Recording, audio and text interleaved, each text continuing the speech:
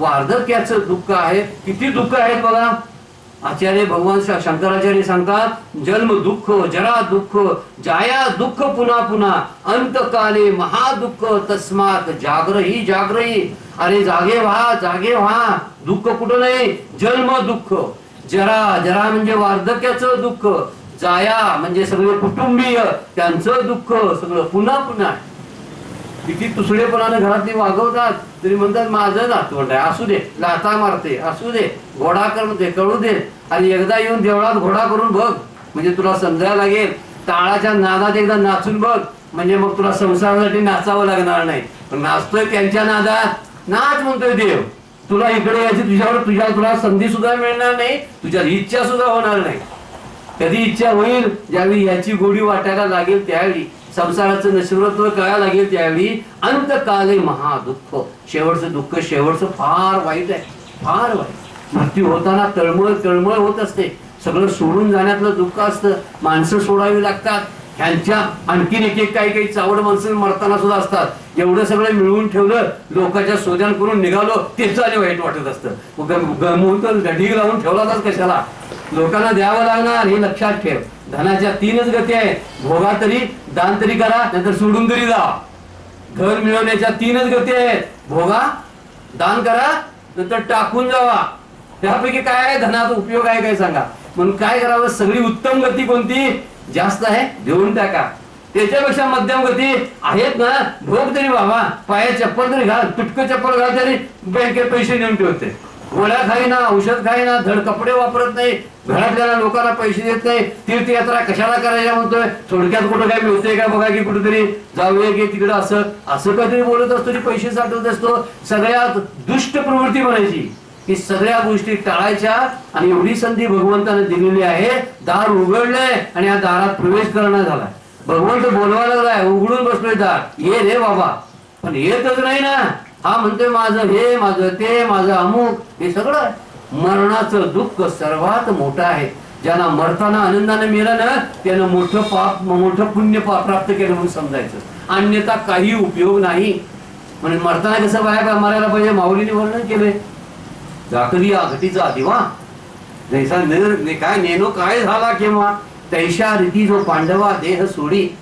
पूर्वी दिवा झाकण्यासाठी असं बंदिस्त असायचं, वरती झाकण घातलं जायचं, कारण वाऱ्यानं जाऊ नये म्हणून. पण हळूहळू त्यातलं तेल संपत आलं की दिवा केव्हा विझलाय ते बाहेर कळायचंच नाही.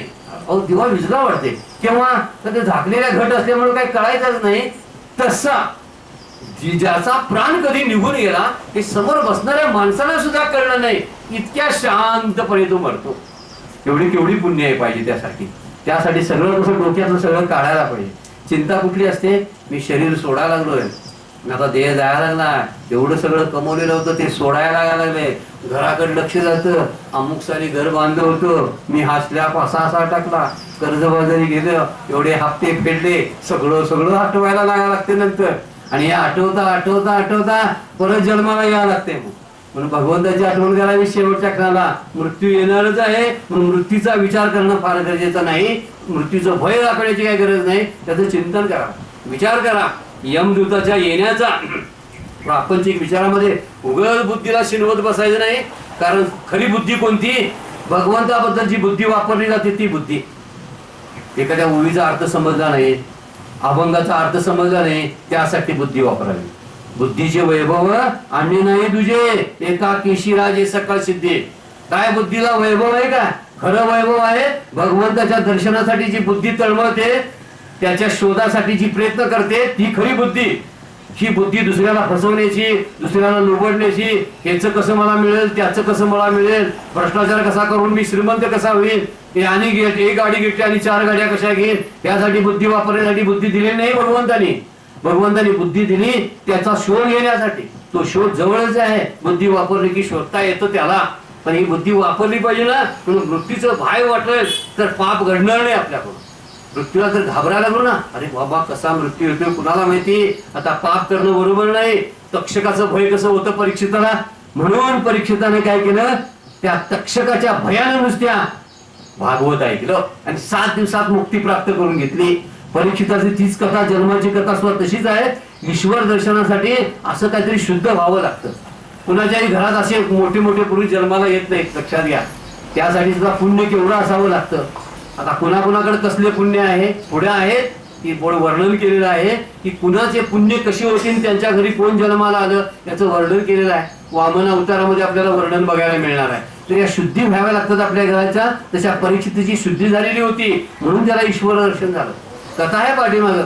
अश्वत्थाम्यानं पांडवाला कपटानं मारलं. चिडला अश्वत्थामा. थोडक्यात कथा सांगते बरं का. खोलात पाहिजे असेल आणि तुम्हाला माहिती नसेल तर मला अगदी ऑफलाईन विचारा, कारण आता आपल्याकडे वेळ नाही. अश्वत्थामा कपटानं मारलं पांडवांच्या मुलांना. 5 मुलांना मारून टाकलं झोपेत असताना. कशात का राग होता बघा.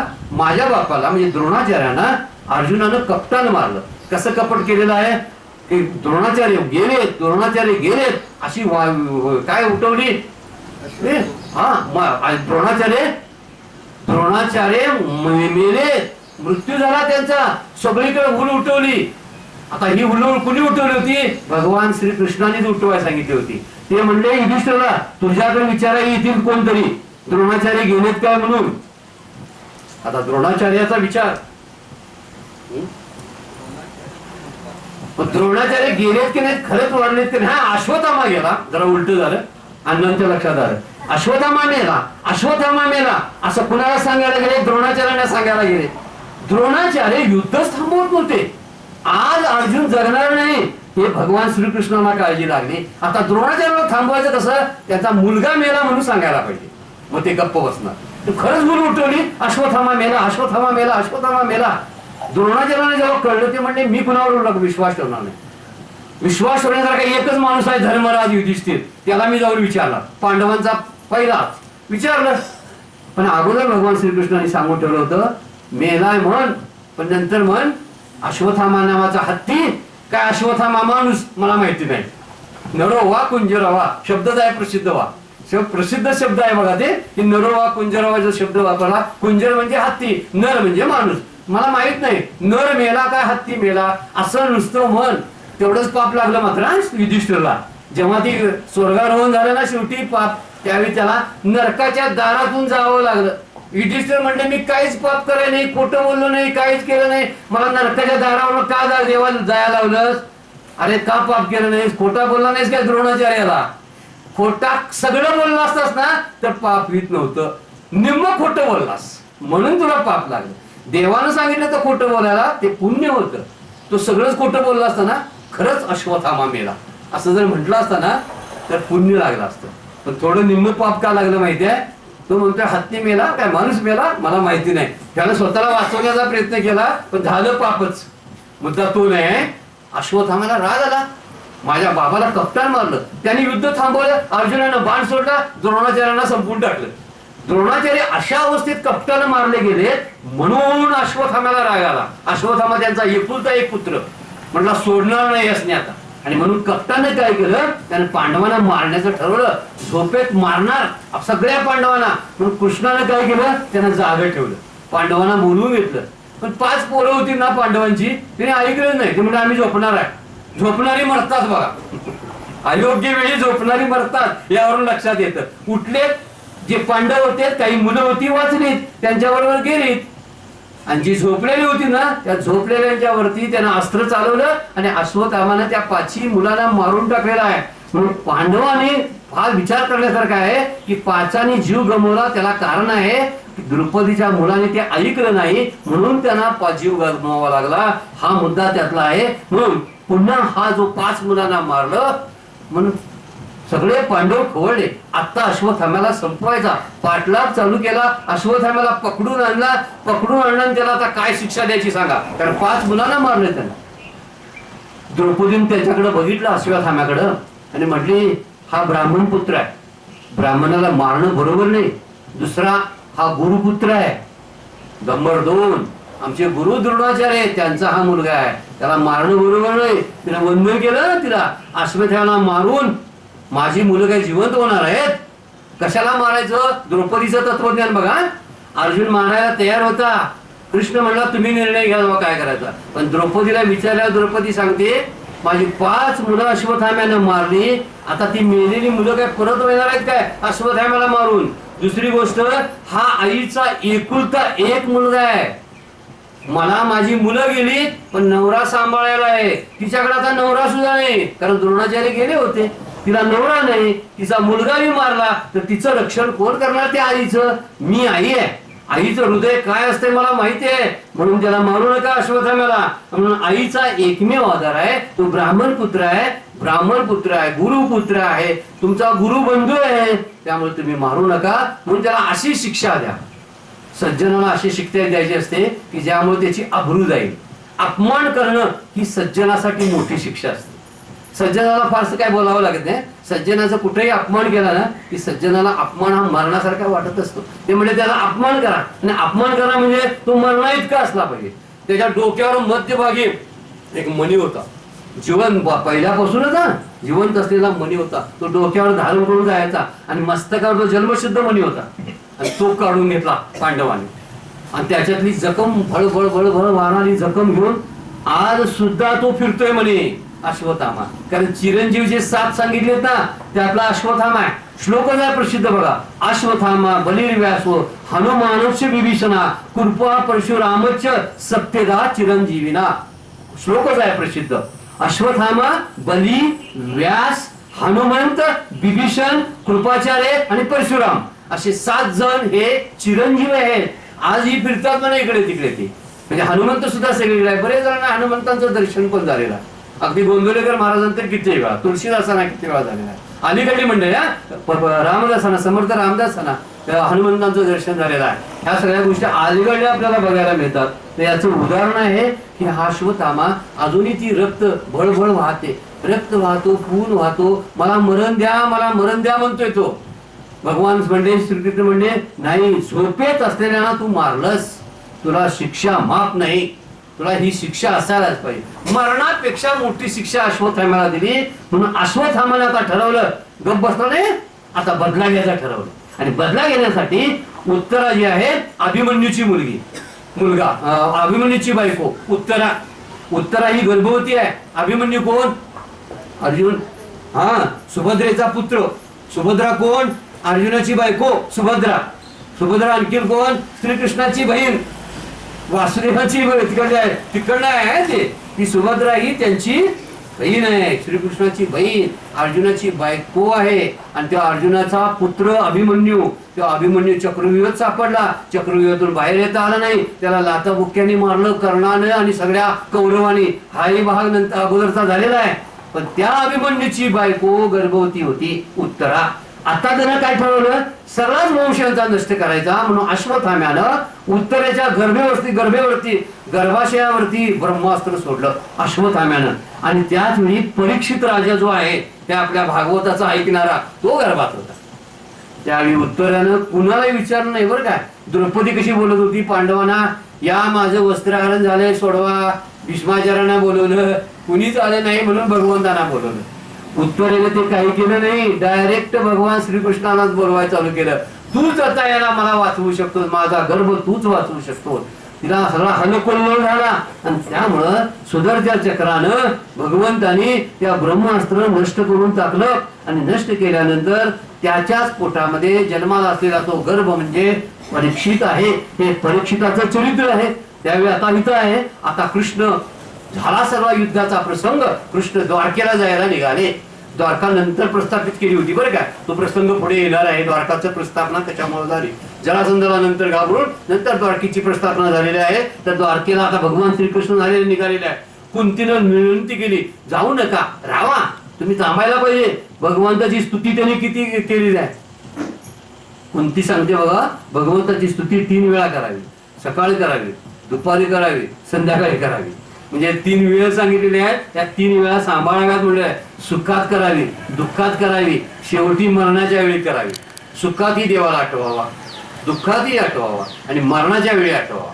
सकाळी आठवावा, दुपारी आठवावा, संध्याकाळी आठवावा. तसं सकाळ दुपार संध्याकाळ म्हणजे सकाळ म्हणजे सुखात आठवावा, नंतर संध्याकाळ म्हणजे दुःखात आठवावा आणि मरणकाळी दुःखात, असा म्हणूया आपण. या 3 वेळी आठवणं फार गरजेचं आहे.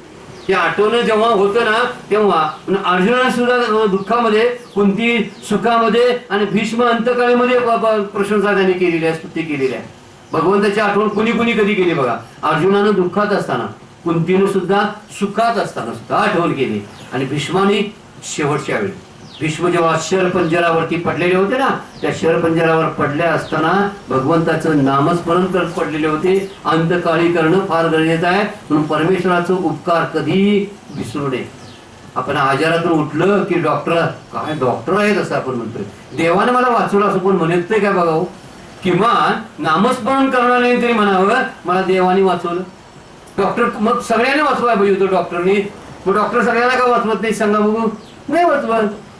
म्हणूनच ते मेला तो राजा सिकंदर, तो म्हणला माझं शेव उचलून यायला, 3D उचलून यायला डॉक्टरने खांदेकरी असायला पाहिजे. का जगाला कळू दे, हे सगळ्यांना वाचवतो वाचवतो म्हणतात ना डॉक्टर, हे डॉक्टर सुद्धा मला वाचवू शकले नाही, ते जगाला कळावं म्हणून माझे खांदेकरी कोण पाहिजे, डॉक्टर पाहिजे म्हटला तो. याचं कारण ते आहे, डॉक्टर वाचवू शकत नाही म्हणून एकदा म्हणावं ना की मला डॉक्टरने नाही देवानं वाचवला. कुंती म्हणते मला संकट दे देवा, संकट दे. मी का संकट, कशाबद्दल, संकटात देवाची आठवण येते ना, मग संकट कृपा समजावी. गोंधळकर महाराज म्हणतात आपल्या घरात संकट आणि दुःख यायला देवाची कृपा समजायची. का होगा 2 टप्प्यामध्ये, एक म्हणजे त्यावेळी देव आठवतो, दुसरं म्हणजे आपल्या आयुष्यातले वाईट दिवस संपत असतात. दुःख आणि संकटामुळं पाप संपत असतात आणि पुढे येणारे दिवस असतात ते चांगले असतात. या दोन्ही गोष्टीसाठी आपण विचार करावा की माझ्या आयुष्यातला वाईट काळ निघून जायला लागलेला आहे, आता मी चलबिचल होणार नाही. तर संकट काळी देवाला आठवायची बुद्धी होते. आणि म्हणून द्वारकेला न जाता भगवंत परत आलेला नाही, परत भेटायला, आणि भेटायला आल्यावर कुंतीला वाटायला लागलं मी बोलवला म्हणून देवाला. अर्जुन म्हणतो कृष्ण माझा सखा आहे, मित्र आहे म्हणून तू परत आला, गेला नाही द्वारकेला. द्रौपदी म्हणते मी बोटाला चिंदी बांधली होती, रक्त निघत होतं त्यावेळी म्हणून आलाय तो. द्रौपदीने चिंदी बांधली होती की जेव्हा भगवंताचं बोट कापलं त्यावेळी म्हणले नारद होते, नारद म्हणले अरे भगवंताचं बोट कापलंय, जरा काहीतरी आणा काहीतरी आणा. सगळेजण हुडका आणल्यात, घरात कुठं कापड मिळते काय बांधायसाठी. सगळ्या त्यांच्या बायका सत्यभामा सगळ्या ते सगळं कापड हुडकायला सगळे गेले. जेव्हा सुभद्रा तिची बहीण आहे ती सुभद्राकडे सुद्धा गेले नारद आणि म्हणले भगवंताचं बोट कापले काहीतरी फडकं दे. ती म्हणली माझ्या अंगावर एवढी भरधारी पैठणी शालू आहे, कसा देऊ आता काढून याची फाडून तरी. मग तिचा नाद सोडला नारदाने, द्रौपदीकडे गेले. द्रौपदीवरनं आपला लाख मोलाचं असलेलं जे वस्त्र अंगावरचं होतं ते फाडलं आणि भगवंताचं बोट बांधलं. भगवंत म्हणले थँक्यू, तुझे उपकार मी शतपटीने सोडवणार आहे, तुझे उपकार मी फेडणार आहे. आणि फेडलं वस्त्र आणण्याच्या वेळी जेवढ्या जी पट्टी बांधलेली होती ना त्यात म्हणे 999 धागे होते. अशा 999 साड्या भगवंतानी पुरवल्या म्हणे. किती चमत्कारी गोष्ट आहे. भगवंत काय राखत नाही बरं का, एवढं दिलं ना एवढं घबाड आणून देतोय तो आपल्याला, पण द्यायची इच्छा नाही ना एवढं सुद्धा. दिवसच वाटत नाही कुठं, मग दिवस वाटत नाही तर येईल कसं सांगा. काल आपण त्याच्यावर विचार केला होता, द्यायलाच पाहिजे. म्हणून इथं म्हणलं की द्रौपदी म्हणते की बोटाला मी चिंदी बांधली होती म्हणून मी आलो. सुभद्रा म्हणते मी त्याची सक्की बहीण म्हणून ते द्वारकेला जायच्या अगोदर माझ्याकडे आले. शेवटी भगवंत म्हणले पुण्यासाठी मी आलो नाही, माझा एक भक्त आहे जो शरपंजरी भीष्मा आहे, भीष्माचार्य ते शरपंजरी पडलेले आहेत आणि त्यांना मी शब्द दिला तुझ्या मृत्यूच्या समयी मी तुझ्या जवळ असेल. हा शब्द दिला होता. कधी दिला होता शब्द, हा एक मुद्दा नाही आहे बघा. कधी शब्द दिला होता भगवंतानी भीष्माचार्यांना, जेव्हा भीष्माचार्यांनी प्रतिज्ञा केली, मोठीच्या मोठी प्रतिज्ञा केली. दुर्योधन म्हणले तुमचा लाडका हा नातू पण तू, म्हणून त्याच्यावरती तुम्ही बाण सोडत नाही म्हणून अर्जुन म्हणत नाही. तुम्ही एवढं शंकराला जिंकणारी माणसं भीष्माचार्य, तुम्हाला साधा अर्जुन मारता येत नाही, तुम्ही खोटं खोटं युद्ध करता. भीष्माचार्य खवळणे म्हणजे खोटं, आज पांडव शिल्लक राहणार नाही असं घनघोर युद्ध मी करणार आहे, मी प्रतिज्ञा करतो नाहीतर मी अग्नीमध्ये प्रवेश करेन. दुर्योधन म्हटला खरंच आहे, यांची प्रतिज्ञा कधी खोटी होत नाही ना, लग्न करतो नाही म्हणजे केलंच नाही, तशी यांची प्रतिज्ञा होती म्हणजे आज मारणार अर्जुनाला. खरी काळजी अर्जुनाला नव्हती बरं काय. अर्जुन म्हणले काय मी धनुर्धर आहे, कोण मला मारतंय. खरी काळजी भक्ताची भगवंताला असते. श्रीकृष्णाला काळजी वाटायला लागली, रात्रीचं द्रौपदीला घेतली आणि भीष्माचार्याच्या छावणीमध्ये भगवान श्रीकृष्ण गेले. म्हणजे जायचं, बांगड्यांचा आवाज करायचा नाही, शांतपणे जायचं आणि नमस्कार करायचा. ते ध्यानात बसलेले असतील भीष्माचार्य, फक्त पाया पडायचं नाही यायचं. पाया पडली, शांतपणे आवाज केला नाही. भीष्माचार्य म्हणले कोण पुरुष असेल तर तुला यश प्राप्त होईल, कोण स्त्री असेल तर तुझं सौभाग्य अबाधित राहील. 2 वर देऊन टाकले. आता ही द्रौपदीला वर मिळाला, आता कोण मारणार सांगा बघू अर्जुनाला. मग एवढा मोठा वर भीष्माचार्यांनी दिलेला होता. गडबडीनं द्रौपदी म्हणली बरं झालं आता वर मिळाला. द्रौपदीला सुद्धा माहित नव्हतं की भगवंतानी तिला का पाठवलंय नमस्कार करायला. न विचारता अनुकरण करणारे खरे शिष्य असतात. हे मला का सांगता, असं नको असं करू का, अशी द्रौपदी म्हणली नाही. आजच जाऊया का उद्या जाऊया पाया पडायला, आता रात्रीचं कशाला, सकाळी जाऊया काय, असं म्हटली नाही. भगवान श्रीकृष्ण म्हणलेच ना परदिशी गेली म्हणून देवकी तर अण्णा पांडवा गेली. त्याला कारण ते आहे. द्रौपदीने नमस्कार केला. जाता जाता बाहेर पडताना मात्र बांगड्यांची किणकिण झाली आणि द्रोणाच्या भीष्माचार्यांनी डोळे उघडले. डोळे उघडल्या बरोबर लक्षात आलं द्रौपदी तू आणि इतक्या रात्री इतर. थोडा वेळ शांत डोळे मिटले. हा माझ्या लक्षात आलं. म्हणले तो बाहेर उभा राहिलाय ना आणि तुला आत पाठवलंय. मला कळलं तुमचा कावा काय आहे तो. आता आशीर्वाद दिलाय, तुझ्या अर्जुनाला कोणी मारू शकत नाही. संपलंय म्हटलं आणि गेले. अर्जुनाबरोबर घनघोर युद्ध झालं. युद्ध होत असताना सुद्धा भगवंतांनी प्रतिज्ञा केली नव्हती मी युद्धात फक्त सारथ्याचं काम करणार, शस्त्र हातात घेणार नाही. पण जेव्हा युद्ध घनघोर सुरू झालं त्यावेळी त्यांनी खाली उतरले आणि गाडीचं चाक काढलं भगवंतानी श्रीकृष्णाने आणि भीष्माचार्यावरती धावून गेले. भीष्माचार्य हसायला लागले. भगवंता प्रतिज्ञा मोडली तुझी, भगवंता प्रतिज्ञा मोडली. कृष्ण सुद्धा हसायला लागले. ते म्हणले कृष्ण म्हणले माझी प्रतिज्ञा मोडली, रथाकडे बघ रथाकडे. भीष्माचार्याने रथात बघितलं. भगवंत निवांत रथात बसलेले होते. हे कोण? हे आले होते भगवंत भक्ताच्या रक्षणासाठी चाक घेऊन आले होते. त्यांनी प्रतिज्ञा मोडा नाही बरं का, खरे भगवंत होते ते रथातच होते. पण प्रतिज्ञा मोडाय मात्र लागली भगवंताला, भक्तासाठी मोडली. त्यावेळी भगवंत म्हणले भीष्माचार्य म्हणले तुम्ही प्रतिज्ञा मोडली ना, मला आता शब्द द्या.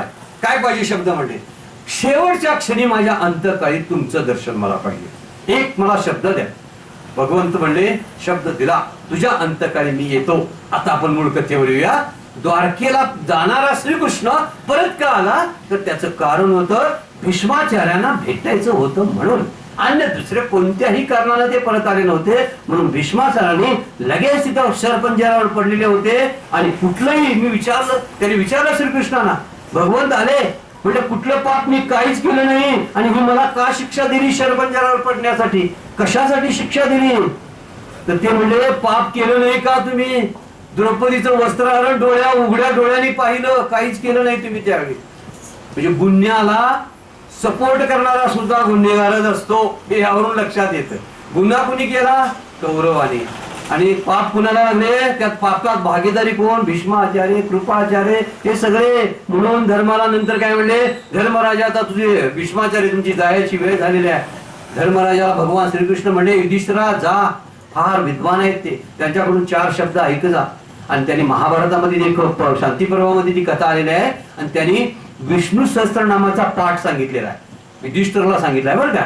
सुरुवातच आहे बघा ती भीष्मवात ओम विश्वम विश्वाकार चट करो, हे सगळं वर्णनच केलेलं आहे की तो वर्णन करताना सुरुवातच केलेली आहे. सुरुवातीला सांगितलेलं आहे हे नाम किती श्रेष्ठ आहे याचं वर्णन केलेलं आहे. आणि म्हणून यस्य स्मरण मात्रेन जन्म संसार बंधनात विमुच्यते नमस्तस्मे विष्णवे प्रभ विष्णवे, सुरुवात केलेली आहे श्लोकाला. म्हणून विष्णू सहस्त्रनाम हे सर्वात श्रेष्ठ दर्जाचं स्तोत्र आहे असं सगळ्या शास्त्रांनी मान्य केलेलं आहे. एकदा तरी दिवसातून विष्णू सहस्त्रनामाचा पाठ आपण जरूर करावा, फार गरजेचं आहे. विष्णू सहस्त्रनाम संस्कृत मध्ये आहे पण युट्यूबला आपल्याला सुद्धा ते ऐकायला मिळेल. त्याच्याकडे पुस्तकं सुद्धा आपल्याकडे सोप्या भाषेतली पुस्तकं सुद्धा उपलब्ध आहेत. हळूहळू सवयीनं कुणाकडून तरी मार्गदर्शन करून शिका. मात्र विष्णू सहस्त्रनामाचा पाठ रोज एक कराच.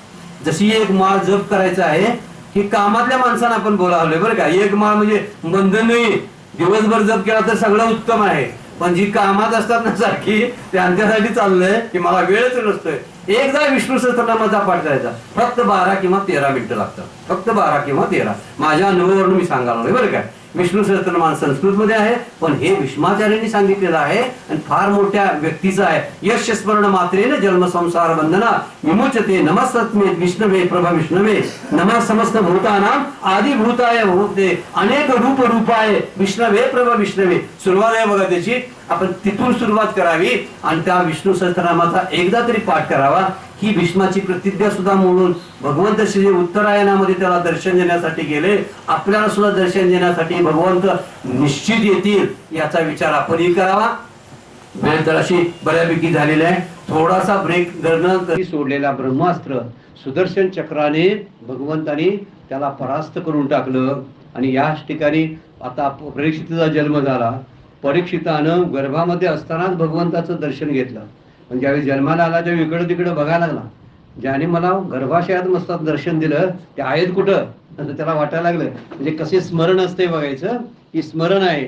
आणि त्या स्मरणाचा एक विचार आहे की हा विचार आता त्यानंतर श्रीकृष्ण निजधामाला जातात आणि निजधामाला निघाले. विदूर सुद्धा आहे. विदूर तीर्थयात्रेवरून परत येतात. धृतराष्ट्राला नको तसा धिक्कारात्मक शब्द बोलतात. विदूर फार मोठे सत्पुरुष होते, विद्वान होते. त्याने पुन्हा पुन्हा धृतराष्ट्राला सांगितलं होतं, माझी मुलं म्हणत म्हणत एवढं महाभारतासारखं युद्ध घडवून आणलं तुझ्या मुलांच्यामुळं. म्हणून विदुरानं सांगितलं होतं की तू हे सगळं सोड आणि मुलांना चांगलं शिक्षण दे, त्याच्यापेक्षा पांडवांना थोडा त्यांचा वाटा दे असं वर्णन केलेलं आहे. शेवटची क्षणा सगळं सोडायला सांगितलं. पण कलियुगाचा प्रारंभ झालेला होता. आता भगवान श्रीकृष्ण गेले निजनामाला, यावरून लक्षात येतं की कलियुगाला प्रारंभ झालेला आहे. सगळीकडे अपशकुन घडायला चालू झालेले आहेत. म्हणून अर्जुनाला आणि उद्धवाला भगवंताने उपदेश केला शेवटच्या टप्प्यामध्ये. आपण तो पुढच्या स्कंदामध्ये बघणार आहोत. उद्धवाला फार श्रेष्ठ दर्जाचा उपदेश दाताने केला. उद्धव रडायला लागला, भगवंत मी तुमच्याबरोबर येणार, मी तुमच्याबरोबर आयुष्यभर सावलीसारखा राहिलो, मला सोडून तुम्ही जाऊ नका असा विचार केला. पण भगवंताने अर्जुनाला आणि उद्धवाला खूप असं मार्गदर्शन केलं. तू इथं राहणं किती महत्त्वाचं आहे याचंही वर्णन केलं. अर्जुनाला पूर्वीचे दिवस श्रीकृष्णाबरोबरचे आठवायला लागले. कृष्ण भगवंत गेल्यानंतरचे आठवायला लागले. कसं कसं त्यांना विषापासून भीमाला वाचवलं होतं, किंवा लाक्षागारामध्ये जाळण्याचा प्रयत्न कौरवांनी केला होता त्यावेळी भगवंताने कसं वाचवलं होतं.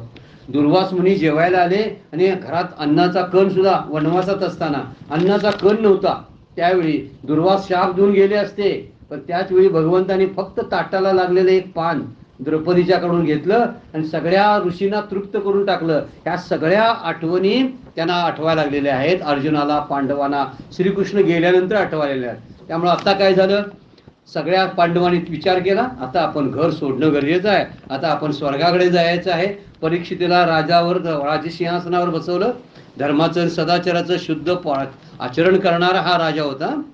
ज्याच्या घरामध्ये श्रीकृष्ण भक्ती असते त्यांच्या घरामध्ये पाप शिरत नाही. फार महत्त्वाची गोष्ट आहे. परीक्षित फार मोठा उदार राजा होता, फार सात्विक वृत्तीचा माणूस होता आणि त्यामुळे त्यानं तसा विचार केला, कलिद आता आपल्या राज्यामध्ये यायला लागला आहे. या लक्षात यायसाठी एक कथा थोडीशी आहे बघा. धर्माच्या रूपामध्ये बैल आणि गाय, धर्माच्या रूपामध्ये बैल आणि गाय ही पृथ्वीच्या रूपामध्ये समोर दिसलेली आहे. म्हणजे ती बघताना परीक्षितानं पाहिलं, एक काळा पुरुष आहे, तो बैलाला काठीने मारायला लागलेला आहे. एक बैल आहे आणि गाय हे पृथ्वीचं स्वरूप आहे. पृथ्वी म्हणते कृष्ण गेल्यामुळं धर्म संपला. ज्यावेळी मोठी मोठी माणसं समाजातून निघून जातात ना, तेव्हा धर्माला ग्लानी येते.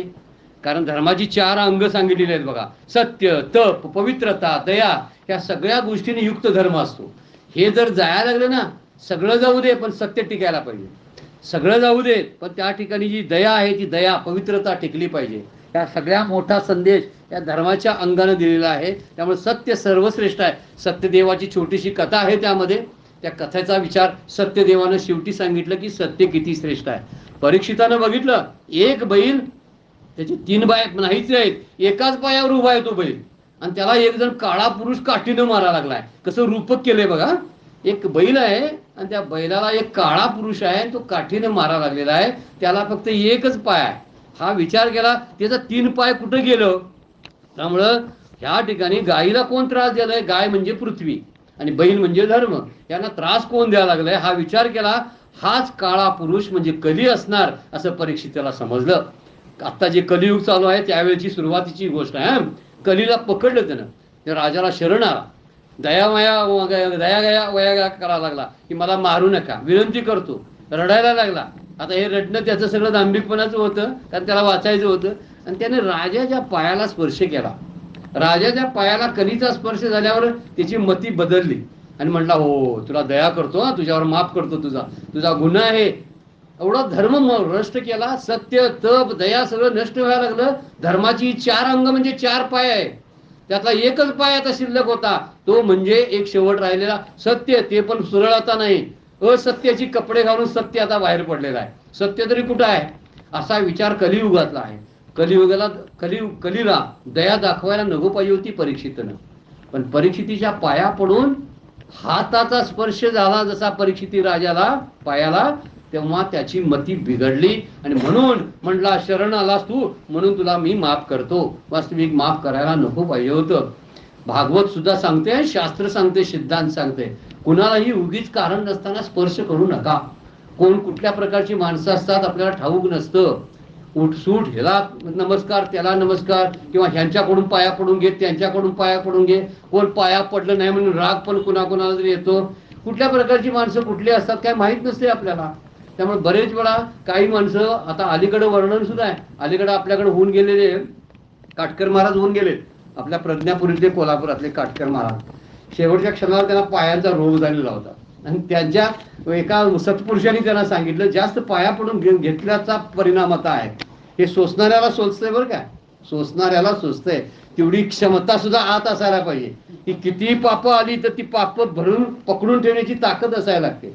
आमच्या सद्गुरूंना काय कमी लोक दर्शनासाठी येतात काय, किती पायापूजा करून जातात, तसुवरही हलत नाहीत.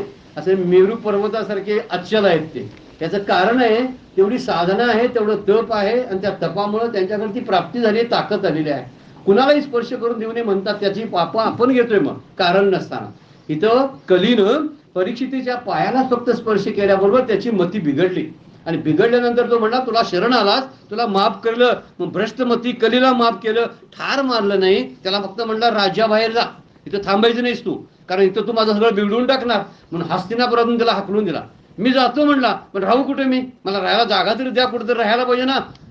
तर शेवटी कुठं राहू, तर त्या ठिकाणी 4 जागा म्हणले त्याला राहायला सांगितलंय बघा. 4 जागा तुला देतो, तिथंच तू राहायचंस. पहिली जागा जुगार. कुठली जागा सांगितली बघा, राहायचं कलील कुठं, तू जुगार जिथं खेळले जातात ना तिथं राहायचं. दुसरी जागा दारू मदिरा, पहिला द्यूत, दुसरी मदिरा. ज्या ठिकाणी दारू आहे त्या ठिकाणी कली असतो. तिसरी जागा जिथं हिंसा होते, रक्तपात होतो, ही तिसरी जागा. आणि चौथी जागा भ्रष्टाचार, ज्या ठिकाणी आचार भ्रष्ट झालेला असतो त्या ठिकाणी कली नांदत असतो. ह्या 4 जागा त्याला दिलेल्या राहायला. हे 4 जेथे असतात ना तिथंच आसक्ती असते, तिथंच अहंकार असतो, तिथंच निर्दयता राहते. ह्या 4 ठिकाणीच राहते ना. जिथं जिथं जुगार, ज्या ठिकाणी पुरुष लोक खेळतात, आता स्त्रिया त्यामध्ये नाहीत फारशा, आता जुगाराच्या नावाखाली वेगवेगळे रमी आली आहे बघा. आता नवीन रमी खेळ हा कसा मानलाय, ऑफिशियली सरकारनं सुद्धा त्याला मान्यता दिलेली आहे. वास्तविक यामुळं किती जणांचं नुकसान होतं, काय होतं, काही प्रपंच उद्ध्वस्त होतात हे समजत नाही. हिंसेमुळं, दारूमुळं, भ्रष्टाचारामुळं या सगळ्या हिंसाच आहेत. जिथं जिथं हे गोष्टी आहेत तिथं तिथं कली आहे असं समजायचं, तिथं तिथं पाप आहे समजायचं. या 4 ठिकाणीच पाप घडतं खरं. कुठं कुठं, एक म्हणजे भ्रष्टाचाराच्या ठिकाणी पाप आहे, त्या ठिकाणी जिथं जुगार आहे त्या ठिकाणी मदिरा आहे आणि हिंसा आहे त्या ठिकाणी पाप घडतं. म्हणून गैरमार्गाचा जो पैसा आपल्या घरात येतोय ना कधी येऊ देऊ नये, कारण तो पाप घेऊनच येतो. आपल्या कष्टाचेच पैसे असले पाहिजेत. कोणतरी म्हणेल कष्टानेच मी काल चोरी केली, काय म्हणेल, अरे केवढा त्रास झाला, किती लपून लपून मला जावं लागलं, रात्रीचं जावं लागलं, दारं मोडावी लागली, मग चोरी केली, मी काय कष्ट घेतले नाहीत काय. कष्ट या शब्दाचा अर्थ आहे सत्कर्माच्या मार्गानेच पैसे कमवले पाहिजेत. चोरी हे काय सत्कर्म नाही, लुबाडणूक ही सत्कर्म नाही, भ्रष्टाचार सत्कर्म नाही. म्हणून विचार केला पाहिजे की चोरीचा पैसा किंवा पापाचा पैसा आपल्या घरामध्ये 1 रुपया जरी आला तर जाताना 100 रुपये घेऊन जातो आपल्याकडे मूळचे. म्हणून त्याला कधी येऊ द्यायचं नाही. म्हणून जिथं हरिभक्ती असते तिथं मात्र कली प्रवेश करत नाही. ह्या 4 ठिकाणी जरी कली राहिला तर ज्या ठिकाणी नामस्मरण चालू असतं त्या ठिकाणी तो राहत नाही आणि असा कलीचा प्रभाव सुरू झाला. कलीनं सगळीकडे आपलं व्यापकत्व सिद्ध करायला सुरुवात केलं. खरी गोष्ट काय झाली बघा, परीक्षिताकडे एक राज्यातली जुनी हस्तिनापुरातली एक मोठी जुनी पेटी होती आणि त्या पेटीमध्ये एक मुकुट होता, रत्न जडित असा मुकुट होता. परीक्षितीला उगाचच वाटलं काय मुकुट छान आहे बघा, घालून तरी डोक्यावर बघावा. हा मुकुट जो होता ना, तो जरासंध होता ना, सगळ्यात दुष्ट जो होऊन गेला राजा, त्या जरासंधाचा मुकुट तिकडून आलेला होता युद्धातनं, आणि तो इथून पडलेला होता आणि त्या पेटीमध्ये पडलेला होता. जरासंधाचा मुलगा मागत होता तो मुकुट, पण तो कोणी भीमाने हिसकावून आणला आणि तो दिलाच नाही. त्यामुळे तो सहदेवानं तो सुद्धा त्याला दिलेला बंदी केली आणि तो मुकुट तिथंच पडून राहिला. असा अनितीने आलेला मुकुट तो काय त्यात कलीत प्रवेश केला. जिथं जिथं अनिती तिथं तिथं कली. मुकुट आत घेतल्याबरोबर ही संपत त्याच्या मनामध्ये एक वेगवेगळा विचार सुरू झाला आणि सुरू झाला. परीक्षित असाच एकदा शिकारीसाठी जंगलात गेलेला होता. कसा कलीचा प्रवेश होतोय बघा. हाच परीक्षित राजा शिकारीसाठी जंगलात गेला. तहान लागली होती, शोधत होता. एक आश्रम रस्त्याला भेटला, शमीक ऋषींचा आश्रम. ऋषींचं नाव काय आहे? शमीक ऋषी. आणि ते ध्यानात मग्न होऊन बसलेले होते. ह्याला तरी तहान लागलेली होती. हा हाक मारायला लागला.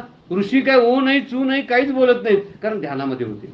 असा ध्यानामध्ये असणाऱ्या ऋषीला उठवणं सुद्धा चुकीचं होतं. पण परीक्षितला कलीनं प्रवेश केला होता ना, डोक्यामध्ये कली होता. त्यामुळं वाटायला लागलं मी राजा असताना सुद्धा हा एक साधा साधू माझा आदर करत नाही, माझा आदरातिथ्य करत नाही. मी पाणी मागायला आलोय तरी पाण्याचा विचार करत नाही. आणि त्याची विचार केला की ह्याला काहीतरी शिक्षा आपण द्यायला पाहिजे. राजाचं स्वागत त्यानं केलेलं नाही. त्यामुळं परीक्षित राजाला राग आला. राग कधी येतो? जेव्हा कली आत डोक्यात शिरतो तेव्हा. म्हणून यापासून जर वाचायचं असेल तर हरिनाम सगळ्यात श्रेष्ठ आहे. परीक्षिताचा राग शांत झाला नाही. तिथे एक मेलेला साप पडलेला होता. तो साप त्यानं असा काठीनं उचलला आणि शमीक ऋषीच्या गळ्यात टाकला रागाच्या भरात. शमीक ऋषीला काय त्याचं काय भानच नव्हतं. ते गळ्यात साप तसा मेलेला साप घेऊनच ते आपल्या ध्यानात मग्न होते. पण काही काळानंतर हा सर्प खरंच काळाचं रूप आहे. काही वेळानंतर त्याचा पुत्र जो आहे शृंगी, शमीक ऋषींचा पुत्र शृंगी, त्या आश्रमात आला आणि बघतोय तर आपल्या बापाच्या गळ्यामध्ये साप कोणतरी टाकला. आणि हे त्या इतर जे अनुयायी होते त्यांच्याकडून समजलं की राजा परीक्षित तिथं आला होता आणि त्यानं हा साप टाकलेला आहे. त्याला राग आला आणि त्यानं रागाच्या भरात शाप देऊन टाकला की जो साप तू माझ्या बापाच्या गळ्यामध्ये टाकलास त्याच एका तक्षक नागाच्या दंशानं तुझा 7 दिवसात मृत्यू होईल. शापच देऊन टाकला. शाप कसा कारणीभूत झाला बघा. म्हणूनच भागवत तयार झाले. लक्षात घ्या. परीक्षिताने भागवत ऐकलं आणि आपल्याला सुद्धा भागवत ऐकण्याची संधी मिळाली या शापामुळंच. म्हणजे शाप काही वेळा वरदान ठरत असतात. याचा उत्तम उदाहरण आहे. परीक्षितेला पश्चाताप झाला. आपण कराय नको ते करून बसलो. शमीक ऋषी सुद्धा ध्यानातून उठले आणि शृंगी त्यांचा मुलगा आहे. तो मुलगा म्हणला तुम्हाला असं असं केलं म्हणून मी शाप दिला. अरे मोठा घात केलास तू म्हटले. परीक्षित राजासारखा उदार राजा, प्रजादक्ष राजा आजपर्यंत झाला नाही आणि त्यालाच तू शाप दिलास. तुला कसला असला राग आला होता? माझ्या गळ्यात साप होता असं नव्हतं, त्यामुळे काय बिघडत होतं आमचं? पण आता प्रजेचं केवढं नुकसान होईल हो राजा आता मेल्यानंतर. तू फार मोठी चूक केलीस. त्याच वेळी त्यांनी थोडासा उशाप म्हणून हरिकीर्तनानं त्याला मुक्ती मिळेल, मुक्ती मिळेल. पण राजाचा मृत्यू मात्र चुकणार नाही. 7 दिवसात मृत्यू होणार. पश्चाताप झाला. डोक्यावरला मुकुट काढला जो होता रत्नजडीत, जरासंधानं दिलेला मुकुट चूक लक्षात आल्यावर काढून टाकला. एक मात्र गोष्ट, पाप झालं तरी चालेल पण पापाचा पश्चाताप व्हावा. मात्र परीक्षिताला पश्चाताप झाला. पश्चातापानं सुद्धा पाप जळून जातं. आपल्याला खऱ्या अर्थानं पश्चाताप व्हायला पाहिजे. याचा अर्थ पाप रोज करावं आणि रोज पश्चाताप करावा असा अर्थ नाही बरं काय. पश्चाताप होणं हे म्हणजे पाप धुण्यासारखं आहे. माझी चूक झाली, इथून पुढे मी चूक करणार नाही असा पश्चाताप झाला पाहिजे. परीक्षिताला तसाच पश्चाताप झाला. म्हणून विचार केला त्यानं, आता विषय सुखात फसलो. बरं झालं की मला शिक्षा झाली, त्यामुळंच मला वैराग्य प्राप्त झालं. आता हे राज्य नको. मृत्यूची आठवण यायला लागली. आता 7 दिवसच माझ्या आयुष्यामध्ये उरलेत. आपणही कायम समजायचं माझ्या आयुष्यातले किती दिवस उरलेत मला माहिती नाहीत. कुठल्या तरी 7 दिवस आहेत ना, आपण ही 7 पैकी एका दिवशी जाणार आहे की नाही, म्हणजे आपले सुद्धा 7 दिवसच उरलेत. मी सोमवारी तरी जाईन, रविवारी जाईन, मंगळवारी जाईन, बुधवारी, शुक्रवारी, शनिवारी जाईन. जाणार ना? एक वार कुठला तरी आहे, म्हणजे 7 वारापैकी एक वार माझ्या वाटणीला आहे. म्हणून माझा सुद्धा 7 दिवसात मृत्यू होणार. असं जर चिंतन कोण करायला लागलं तर निश्चित त्यांना सुचायला लागेल, अरे बाबा काहीतरी भगवत भक्ती करून साठवलं पाहिजे.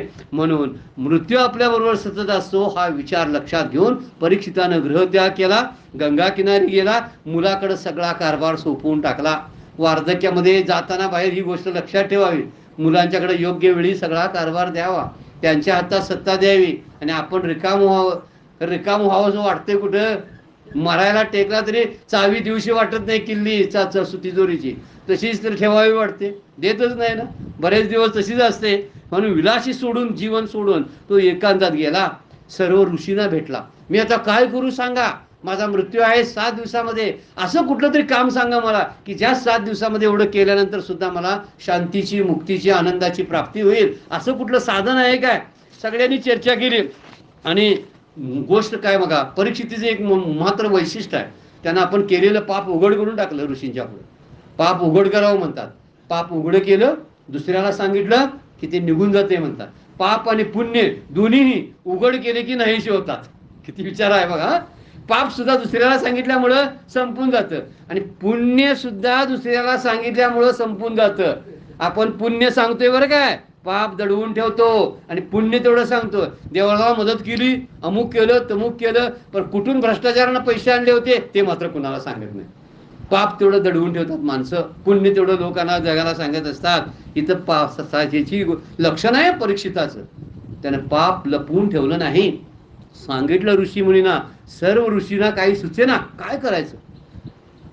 परीक्षित राजा म्हणला, ज्यानं माझं गर्भात रक्षण केलं ना, तोच माझा मृत्यू सुद्धा सुधारून टाकेल. माझ्या मृत्यूचं रक्षण सुद्धा मी त्याला शरण गेला पाहिजे. ज्ञानेश्वर माऊली सुद्धा ज्ञानेश्वरी म्हणतात, जो मज होय अनन्य शरण, त्याचे निवारी मी जन्मवर्ण, या लागी शरणागता शरण मीची एकी. भगवंतालाच आपण शरण आलं पाहिजे. भगवंताशिवाय शरणण्यासारखी दुसरी गोष्टच कुठली नाही, दुसरी व्यक्ती पण नाही. परमेश्वरानं जणू काय शुकाचार्यांना प्रेरणा दिली, आणि शुकाचार्य भागवत सांगण्यासाठी आलेत. भागवत सांगणारा हा शुकाचार्य ऋषी साक्षात भगवान शंकरांचा अवतार आहे. लक्षात ठेवण्यासारखी गोष्ट आहे. दिगंबर मूर्ती आहे. दिगंबर म्हणजे अंगावर कपडा सुद्धा आहे. कपडा नाही यावरून सांगतात, डोंगरे महाराज सांगतात, कपडा अंगावर नाही, सगळ्या वासनांची लखतरी त्यांनी टाकून दिलेली आहे. डोंगरे महाराजांचं वक्तव्य बघा, वासनांचं वस्त्र ज्यांचं सुटलेलं आहे त्याला दिगंबर म्हणायचं. नुसतीच कपडे टाकून फिरतो त्याला दिगंबर म्हटलं जात नाही. ज्यानं वासना टाकल्या ना तो खरा संन्यासी, दुसरं नाही. मी माझी आईशी आठवण, विसरले जयाचे अंतःकरण पार्था, तो संन्यासी जाण निरंतर. माऊलींनी व्याख्या केली आहे 5व्या अध्यायामध्ये. माझं मी पण आणि माझं पण अशी संसाराची आसक्ती ज्यानं टाकली तो घरात राहून सुद्धा संन्यासी आहे. आणि संन्यासाची नुसती कपडे धारण केली आणि संसाराची आसक्ती जर नाही सुटली तर तो संन्यासी नाही, असं ज्ञानेश्वर माऊली बोलतात बरं का. आपण विचार करायला पाहिजे. संन्यास घ्यायला कुठेतरी मनात जावं लागत नाही, त्यासाठी फक्त पापाचा पश्चाताप व्हावा लागतो. मी माझीची आठवण विसरायला लागते, बाकी काय करायला लागत नाही. शुकाचार्य आले, व्यासही त्यांच्या बरोबर आले, आणि परीक्षितानं पाप सांगितलं आपलं सगळ्यांना. प्रश्न विचारलं, मरणासन्न असणाऱ्या पुरुषानं काय करावं, माणसाचं कर्तव्य काय आहे, आणि कोणाचं श्रवण आणि भजन केल्यामुळं मी मुक्त होईन. त्यावेळी अधिकारी आहे असणारे शुकाचार्य बोलू लागले की अधिकारी शिष्य भेटला ना गुरुना सुद्धा आनंद होतो. असले प्रश्न विचारले तर किती गुरु आनंदी होत असतील बघा. आपले प्रश्न कसले प्रापंचिक असतात, त्या प्रापंचिक प्रश्नानं कुठल्या गुरुनं कधी आनंद झाला होता काय, होणारच नाही. आपले प्रश्न असे असावेत की जे परीक्षिताने विचारले. मरण जवळ आलेलं आहे दिसतंय, अशा पुरुषानं शेवटची साधना काय करावी, जन्माला आलो मनुष्याच्या की माणसाचं कर्तव्य काय आहे, आणि तिसरा प्रश्न विचारलं, अशी कोणती गोष्ट श्रवण मनन करावी की ज्यामुळं मला मुक्ती प्राप्त होईल. असे प्रश्न शुकाचार्याने विचारले. शुकाचार्य म्हणले, घाबरू नकोस, 7 दिवस अजून आपल्याकडे आहेत. कशी बोलतात बघा ते, 7 दिवस आहे. म्हणजे त्यांना म्हणायचं आहे फार दिवस आहे, तू ह्यात काही करू शकतोस. आपण तर काय म्हणतोय, माझ्याजवळ अजून 70-80 वर्षाचं आयुष्य पडलेलं आहे, म्हणून मी काहीच करणार नाही, बघूया अजून म्हातारा झालं की बघूया. बरेच जण म्हणतात ना, अजून कुठला आमचं परमार्थ करायचा दिवस आहे तो. अरे परमार्थ करायचा खरं दिवस तारुण्य आहे. म्हातारपणात कसला परमार्थ होणार आहे, त्या ज्ञानेश्वरी कळेल का, गाथा कळेल का, अभंगाचे अर्थ कळायला बुद्धी शाबूत असणार आहे का. आता जर अजिबातच झालं नसेल तर म्हातारपणी होते हेही वाईट नाही, चांगलीच आहे. अगदीच नाही केलं नव्हतं त्याच्यापेक्षा चांगलं नाही ना. पण खरी गोष्ट आदर्शवत कुठली, वय चांगलं, तारुण्यामध्ये तब्येत चांगली आहे, अशा काळातच परमार्थाला लागावं. कारण पुन्हा परमार्थ करता येत नाही. नामाला ध्यानाला बसवायला कंबर तरी चांगली पाहिजे काय नको? ज्ञानेश्वरी वाचायला डोळे तरी चांगले पाहिजेत काय? भागवत वाचायला, भागवत श्रवण करायला कान तरी चांगले पाहिजेत ना? ऐकाय याचं बंद होणार, दिसायचं बंद होणार आहे. घरात कोण घेत नाहीत म्हणून देवळात येऊन बसायचं. ह्याला काय सोडलं म्हणायचं काय? सोडलं नाही, हाकलून काढलं म्हणून आपण येतोय. जायची तयारी असायला पाहिजे. आम्हाला घालवलं तर आपण मरायला तयार होतोय. अजूनही सांगेन आपण यमाला, जरा काम आहे, हे राहिले ते राहिले, 4 दिवसांनी या, असं यमाला आपण सांगू. यम ऐकेल का? नाही ऐकत. तो म्हणतो वेळ संपली चल. असं कधीही जावं लागतं. ही गोष्ट फार महत्वाची आहे. आपण दुसऱ्या स्कंदाला सुरुवात करतोय. हा, दुसरा स्कंद सुरू झालाय. प्रथम स्कंद आत्ता संपलाय, कालचं भागवत आत्ता संपलंय. बरं काय, ही विशेष गोष्ट आहे. आजचं आत्ता सुरू झालंय, आजच्या दिवसाचं. जरासं आपल्याला जरासं पुढं पुढं जावं लागेल. काही सूचना सुद्धा आल्या तज्ज्ञ व्यक्तींच्या, की ज्यांनी भागवत पुन्हा पुन्हा ऐकलेलं आहे. या ठिकाणी श्री गुरूंचं महात्म्य सांगतात शुकाचार्य, की गुरु किती श्रेष्ठ असतात. कोणी गुरु केल्याशिवाय राहू नये, मरू नये. राहू नये म्हणण्यापेक्षा गुरु सद्गुरु केल्याशिवाय मरण सुद्धा येऊ नये. कारण त्याशिवाय मरणाला सुद्धा, मरणातलं महात्म्य, जगण्याचं महात्म्य, मृत्यूचं भय घालवण्याचं काम सद्गुरू करत असतात. म्हणून भगवंताचा शरण जसं आपण येतो, तसं श्रीगुरूंच्याकडून सुद्धा मार्गदर्शन करून यावं. मृत्यूचं स्मरण देणारं हे भागवत आता शुकाचार्य परीक्षितेला सांगायला सुरुवात करणार आहेत. सगळ्यात श्रेष्ठ असा ब्रह्मज्ञानी असणारे शुकाचार्य आहेत. त्यांची दृष्टी सुद्धा ब्रह्ममय होते. मृत्यू जवळ आलाय, त्यानं काय करावं, मनुष्याचं कर्तव्य काय आहे, असा प्रश्न होता. त्यावेळी जन्म मरणाचा, दुःखाचा विचार करावा त्या माणसानं. मी जन्माला काय येतो याचा विचार करावा, आणि पुन्हा जन्माला येणार नाही यासाठी खटपट करावी. त्याला साधना म्हणतात. म्हणून सगळ्या जन्मामध्ये आणि आयुष्यामध्ये आपण दोष बघितले पाहिजे. आपण दोष बघतच नाही, सगळं गोडच वाटते. नातवंड किती गोड वाटते बघा. नातवंडामध्ये दोष दिसतोय, हे काय माझ्या उपयोगाला येणार नाही असं कधी वाटते काय बघा? नाही, हे माझा उद्धार करणार आहे नातू असं वाटायला लागते. मुलं माझी उद्धार करणार आहे असं वाटायला लागतंय. जोपर्यंत संसारामध्ये दोष दिसत नाही, विषयामध्ये दोष दिसत नाही, तोपर्यंत संसार सुटत नाही. आपल्याला बघा, एखादी गोष्ट आवडत नसली की आपण टाकून देतोय का नाही बघा. तसं संसार आवडायला नको पाहिजे. पण होते काय? विषय विषयाचा परिपाडू, गोड परमार्थ लागे कडू. कडू विषय तो गोडू, जीवाशी झाला. माऊली व्याख्या करतात, आम्हाला संसारच जास्त आवडतो. म्हणून मृत्यू लोकाचं खरं स्वरूप आहे ना, जाणून घेणं फार गरजेचं आहे. मृत्यू लोकी सुखाची कहाणी ऐकजेल कवनाची श्रवणी. म्हणून मृत्यू जवळ आला, अंतकाळ आला, मग आपण काय काय करायचं, की अंतकाळ माझा जवळ दिसायला लागलाय, आता असं काहीतरी साधन करायला पाहिजे की मरताना मला देवाचीच आठवण आली पाहिजे. म्हणून मरताना चुकीचा विचार करू नये, भगवंताच्या नामाचा विचार करावा. मी इतकं पाप केली होती, एवढ्या लोकांना फसवलं होतं, असं आठवू नये मृत्यूच्या समयी. मृत्यूच्या समयी नाम आठवावं. म्हणून तस्मात सर्वेषु कालेषु मामुनस्मर असं गीताशास्त्र सांगतं. त्याला कारण ते आहे. म्हणून भगवंताचं नामस्मरणच आपल्याकडून घडलं पाहिजे. यासाठी आपण सतत प्रयत्नशील असलं पाहिजे. ते लगेच येईल काय हो? मरणाच्या टायमाला तेवढंच भगवंताचं नाम आठवेल. आपण जर समजा आयुष्यभर काय केलं नसेल तर भगवंताचं नाम मरणाच्या टायमिंगला येईल का? नाही ना. त्यासाठी सराव करावा लागतो, काहीतरी साधना करावी लागते, तरच भगवंताचं हरिपाठ आठवेल. आता पाठ असला तर हरिपाठ आठवेल ना. शेवटी मी हरिपाठ म्हणणार आहे मरता मरता असं जर कोण म्हणणार असेल तर हरिपाठ अगोदर वाचलेला तरी पाहिजे, तरच मरताना आठवेल. आयुष्यभर नुसता प्रपंचच केला असेल तर प्रपंचच आठवणार, नाम घेतला असेल तर नाम आठवेल. दिवसभर आपण जे केलेलं असतं ते रात्री झोपताना आठवतं, आणि आयुष्यभर जे केलेलं असतं ते मरताना आठवतंय. मरताना काय आठवायला पाहिजे? देव. मग देव आठवायला पाहिजे तर देवाची संगत तरी आयुष्यभर करायला पाहिजे ना. तसे आहे, ही तन्मयता असायला पाहिजे. आणि ही तन्मयता असण्यासाठी शुकाचार्यासारखे गुरु भेटावे लागतात. ते तन्मय करून जातात. म्हणून राजा मुक्तीसाठी ही भोग लालसा जावी लागते. आणि भोग भक्तीत हे ज्ञानात अडसर बनवतात. भोग हे भक्तीत आणि ज्ञानामधले अडसर आहे. सगळं भोगावंसं वाटते, हे पाहिजे ते पाहिजे अमुक पाहिजे, ह्यामुळेच भक्ती घडत नाही आणि देवाची आठवण होत नाही. म्हणून इंद्रियजन्य जेवढी जेवढी सुख असतात, मी माझ्या इंद्रियातून मिळवतो तेवढी ती सगळ्या प्राण्यांना सारखीच मिळतात. माझ्यात आणि कुत्र्यात भेद काय आहे सांगा बघू? कुत्रं विजवतं, मी विजवतो. कुत्रं मुलांना जन्म घालतं, मी मुलांना जन्म घालतो. कुत्र्यालाही भीती आहे, मलाही भीती आहे. आता काय फरक राहिला सांगा? कुत्र्याला झोप येते, मलाही झोप येते. काहीही फरक नाही. फरक कधी होईल माहिती आहे? मी नाम घेतो, कुत्र नाम घेऊ शकत नाही. हे श्रेष्ठत्व आहे माझ्या आयुष्याचं. त्याला म्हणायचं वैशिष्ट्य आयुष्याचं. नरदेहाचं वैशिष्ट्य काय? भगवंताची भक्ती करणारा देह तोच सर्व प्राण्यामध्ये श्रेष्ठ मानलेला आहे.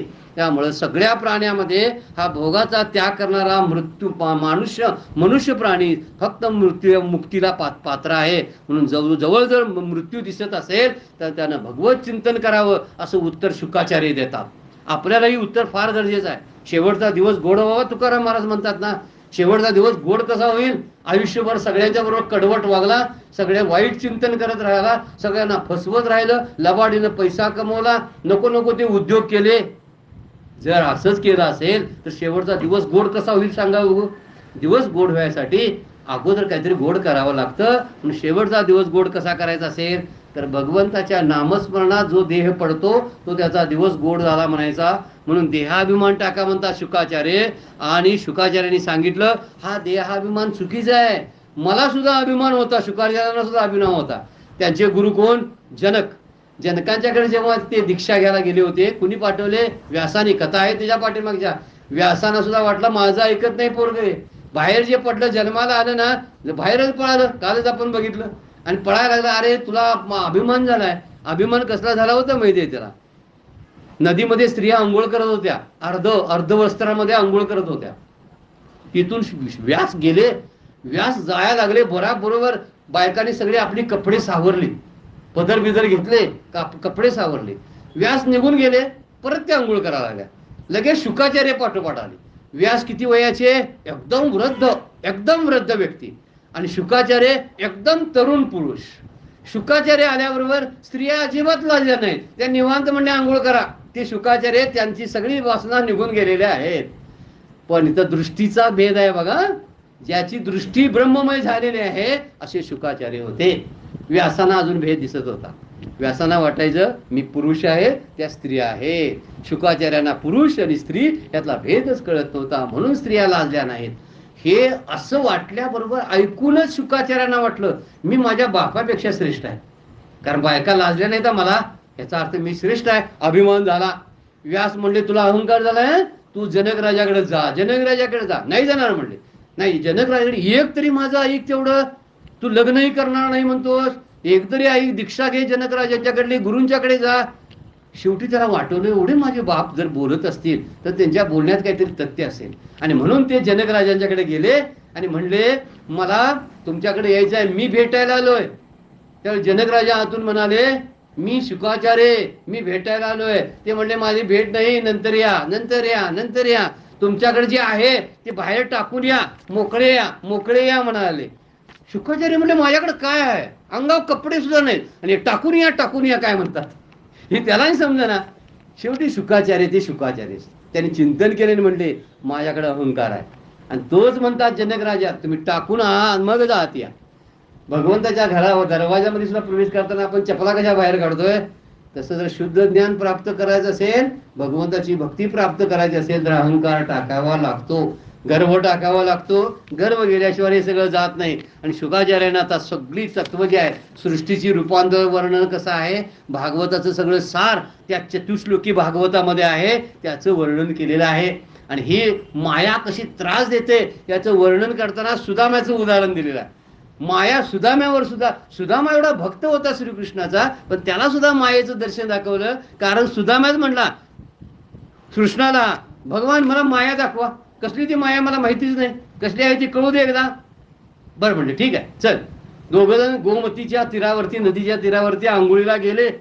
सुदामा आतमध्ये गेला, बुडी मारली. आणि बुडी मारल्यानंतर सुदाम्याला वाटायला केवढा मोठा पूर आलाय नदीला, मी आता बुडू मारलो, बुडी वाहत गेलो, मी आता एका गावात गेलो असं त्याला वाटायलंय. एका गावात वाहत त्याच नदीतून तो गेला आणि घाटावरनं चढून निघाला. चढून जायला लागला तर समोर एक हत्ती आला होता. त्या हत्तीच्या सोंडेकडे एक माळ होती, सोंडेत. त्या हत्तीनं काय केलं, हा सुदामा दिसल्याबरोबर, सुदामा म्हणजे सुदामा नव्हता तो आलेला होता त्यातनं, खरा सुदामा असतो. पण मायेतून घाट चढून वर आला. त्या हत्तीनं काय केलं, ती माळ सुदाम्याच्या गळ्यात घातली. त्याच्या हत्तीच्या पाठीमागे हजारो लोक होते. कारण हत्ती कुणाला माळ घालतोय बघायचं होतं. त्या राजाची एक प्रथा होती, ज्याच्या गळ्यात हा हत्ती माळ घालेल तो त्या राजाचा राजा. असं ठरलेलं होतं. आणि हा योगायोगानं गेला, गळ्यात माळ पडली, माळ पडल्यावर ह्याला म्हणले तू आता राजा आमचा. त्याला धरून नेलं आणि राजपदावर बसवलं, लग्न केलं, 12 वर्ष झालं, मुलं झाली, सगळं झालं. पण काहीतरी दुर्दैवानं राणीचा मृत्यू झाला. राणी वारली म्हणून मोक्षामोक्षी रडायला लागला हा सुदामा, राजा बनलेला सुदामा. कुठे गेलाय? नदीत गेलाय आंघोळ करायला. त्याला सांगितलं ना माया दाखवायची आहे, जा म्हणले आत. 12 वर्षे राज्य केलं, राणी मेली म्हणून रडायला लागला, रडू लागला. पण राणी मेल्यानंतर काय होतं? राजाचा नियम होता, काय होता? तर राणी वारली की त्याला सुद्धा मरण पत्करावं लागत होतं, त्यांना अग्निप्रवेश करायचा. राणी वारली की त्यानं जिवंत राहायचं नाही. हे म्हटलं काय रे माझ्या अंगलट आहे, मला हे जमणार नाही. रडायला लागला आणि रडत रडत रडत मृत्यूची आठवण करायला लागला. आणि देवाचा धावा करत म्हणला मी नाही असा म्हणत बाहेर आला. आणि नदीतून बाहेर आल्याबरोबर रथात बसलेले श्रीकृष्ण दिसले आणि सुदामाकडे बघून हसायला आले. कसं वाटलं? हो म्हणजे 12 वर्षी मी होतो. अरे कुठं 12 वर्षे, आत्ता गेला होतास ना आंघोळीला तू. किती चमत्कारिक माया असते बघा. स्वप्नामध्ये आपल्याला असे अनुभव येतात का नाही? खरोखर अनुभव येतात. हे सगळे मायेचे आहेत बरं का. म्हणून मायेतून कसं बाहेर पडावं याचं शास्त्र शुकाचार्य परीक्षिताला सांगायला लागलेत. आता तू 7 दिवसात जाणार आहेस आणि मायेची जी पद्धत आहे ती माया नाचवती कशी आपल्याला कळत नाही बरं काय. आपण कशामुळे भुला लागलोय, कशाकडे आकर्षित व्हायला लागलोय, कुणामुळे बरबाद व्हायला लागलोय, कुणाचं ऐकून माझं वाईट व्हायला लागलंय, मी कुणाचं कल्याण माझं कल्याण घेण्यासाठी मी प्रयत्न का करत नाही, हे मायेमुळं कळत नाही.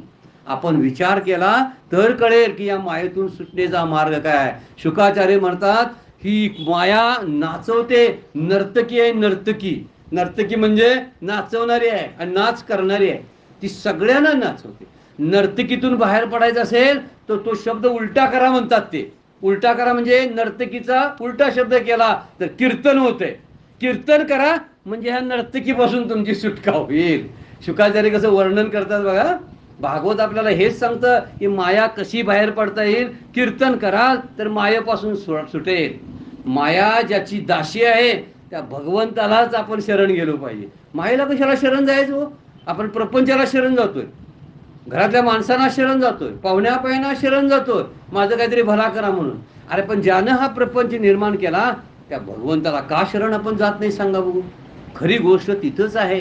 आपल्याला तीच गोष्ट कळू न नेणारी माया आहे. म्हणून कीर्तन करा म्हणतात. कीर्तन म्हणजे काय? भगवंताचं भजन करा, त्याचं नामस्मरण करा. तो किती मोठा आहे त्याची लीला गा, किती तिच्या लीला आहेत त्या लीला आठवा. आठवायसाठी श्रवणाला जा, कीर्तनाला जा, प्रवचनाला ऐका, हे त्यासाठी सांगितलेलं आहे. म्हणून त्याचा मालक, त्या मालकालाच आपण हाक मारली पाहिजे. ती आवरत नाही आपल्याला.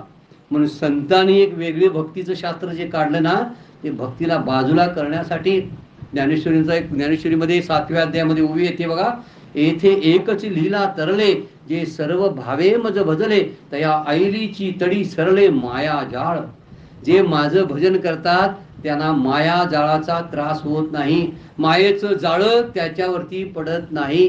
जे माझ्या पायाशी आले त्यांना ते जाळं त्रास देत नाही. जे मला शरण आले त्यांना माया ओळखता येते, भगवंत सांगतात. म्हणून आपण मायेला दूर करण्याचा प्रयत्न करू नये, भगवंताला जवळ करण्याचा प्रयत्न करावा.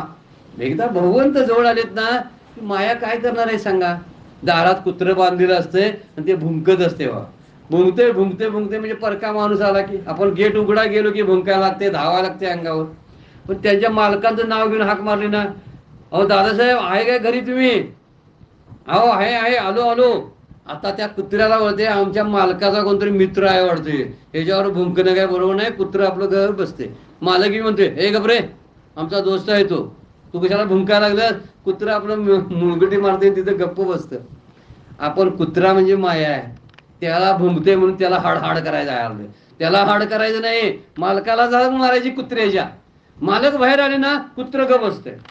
आपण हा प्रयत्न कधी करून बघितला का नाही? बघा बघा, आत्ताचा हा प्रयोग करायला लागतोय.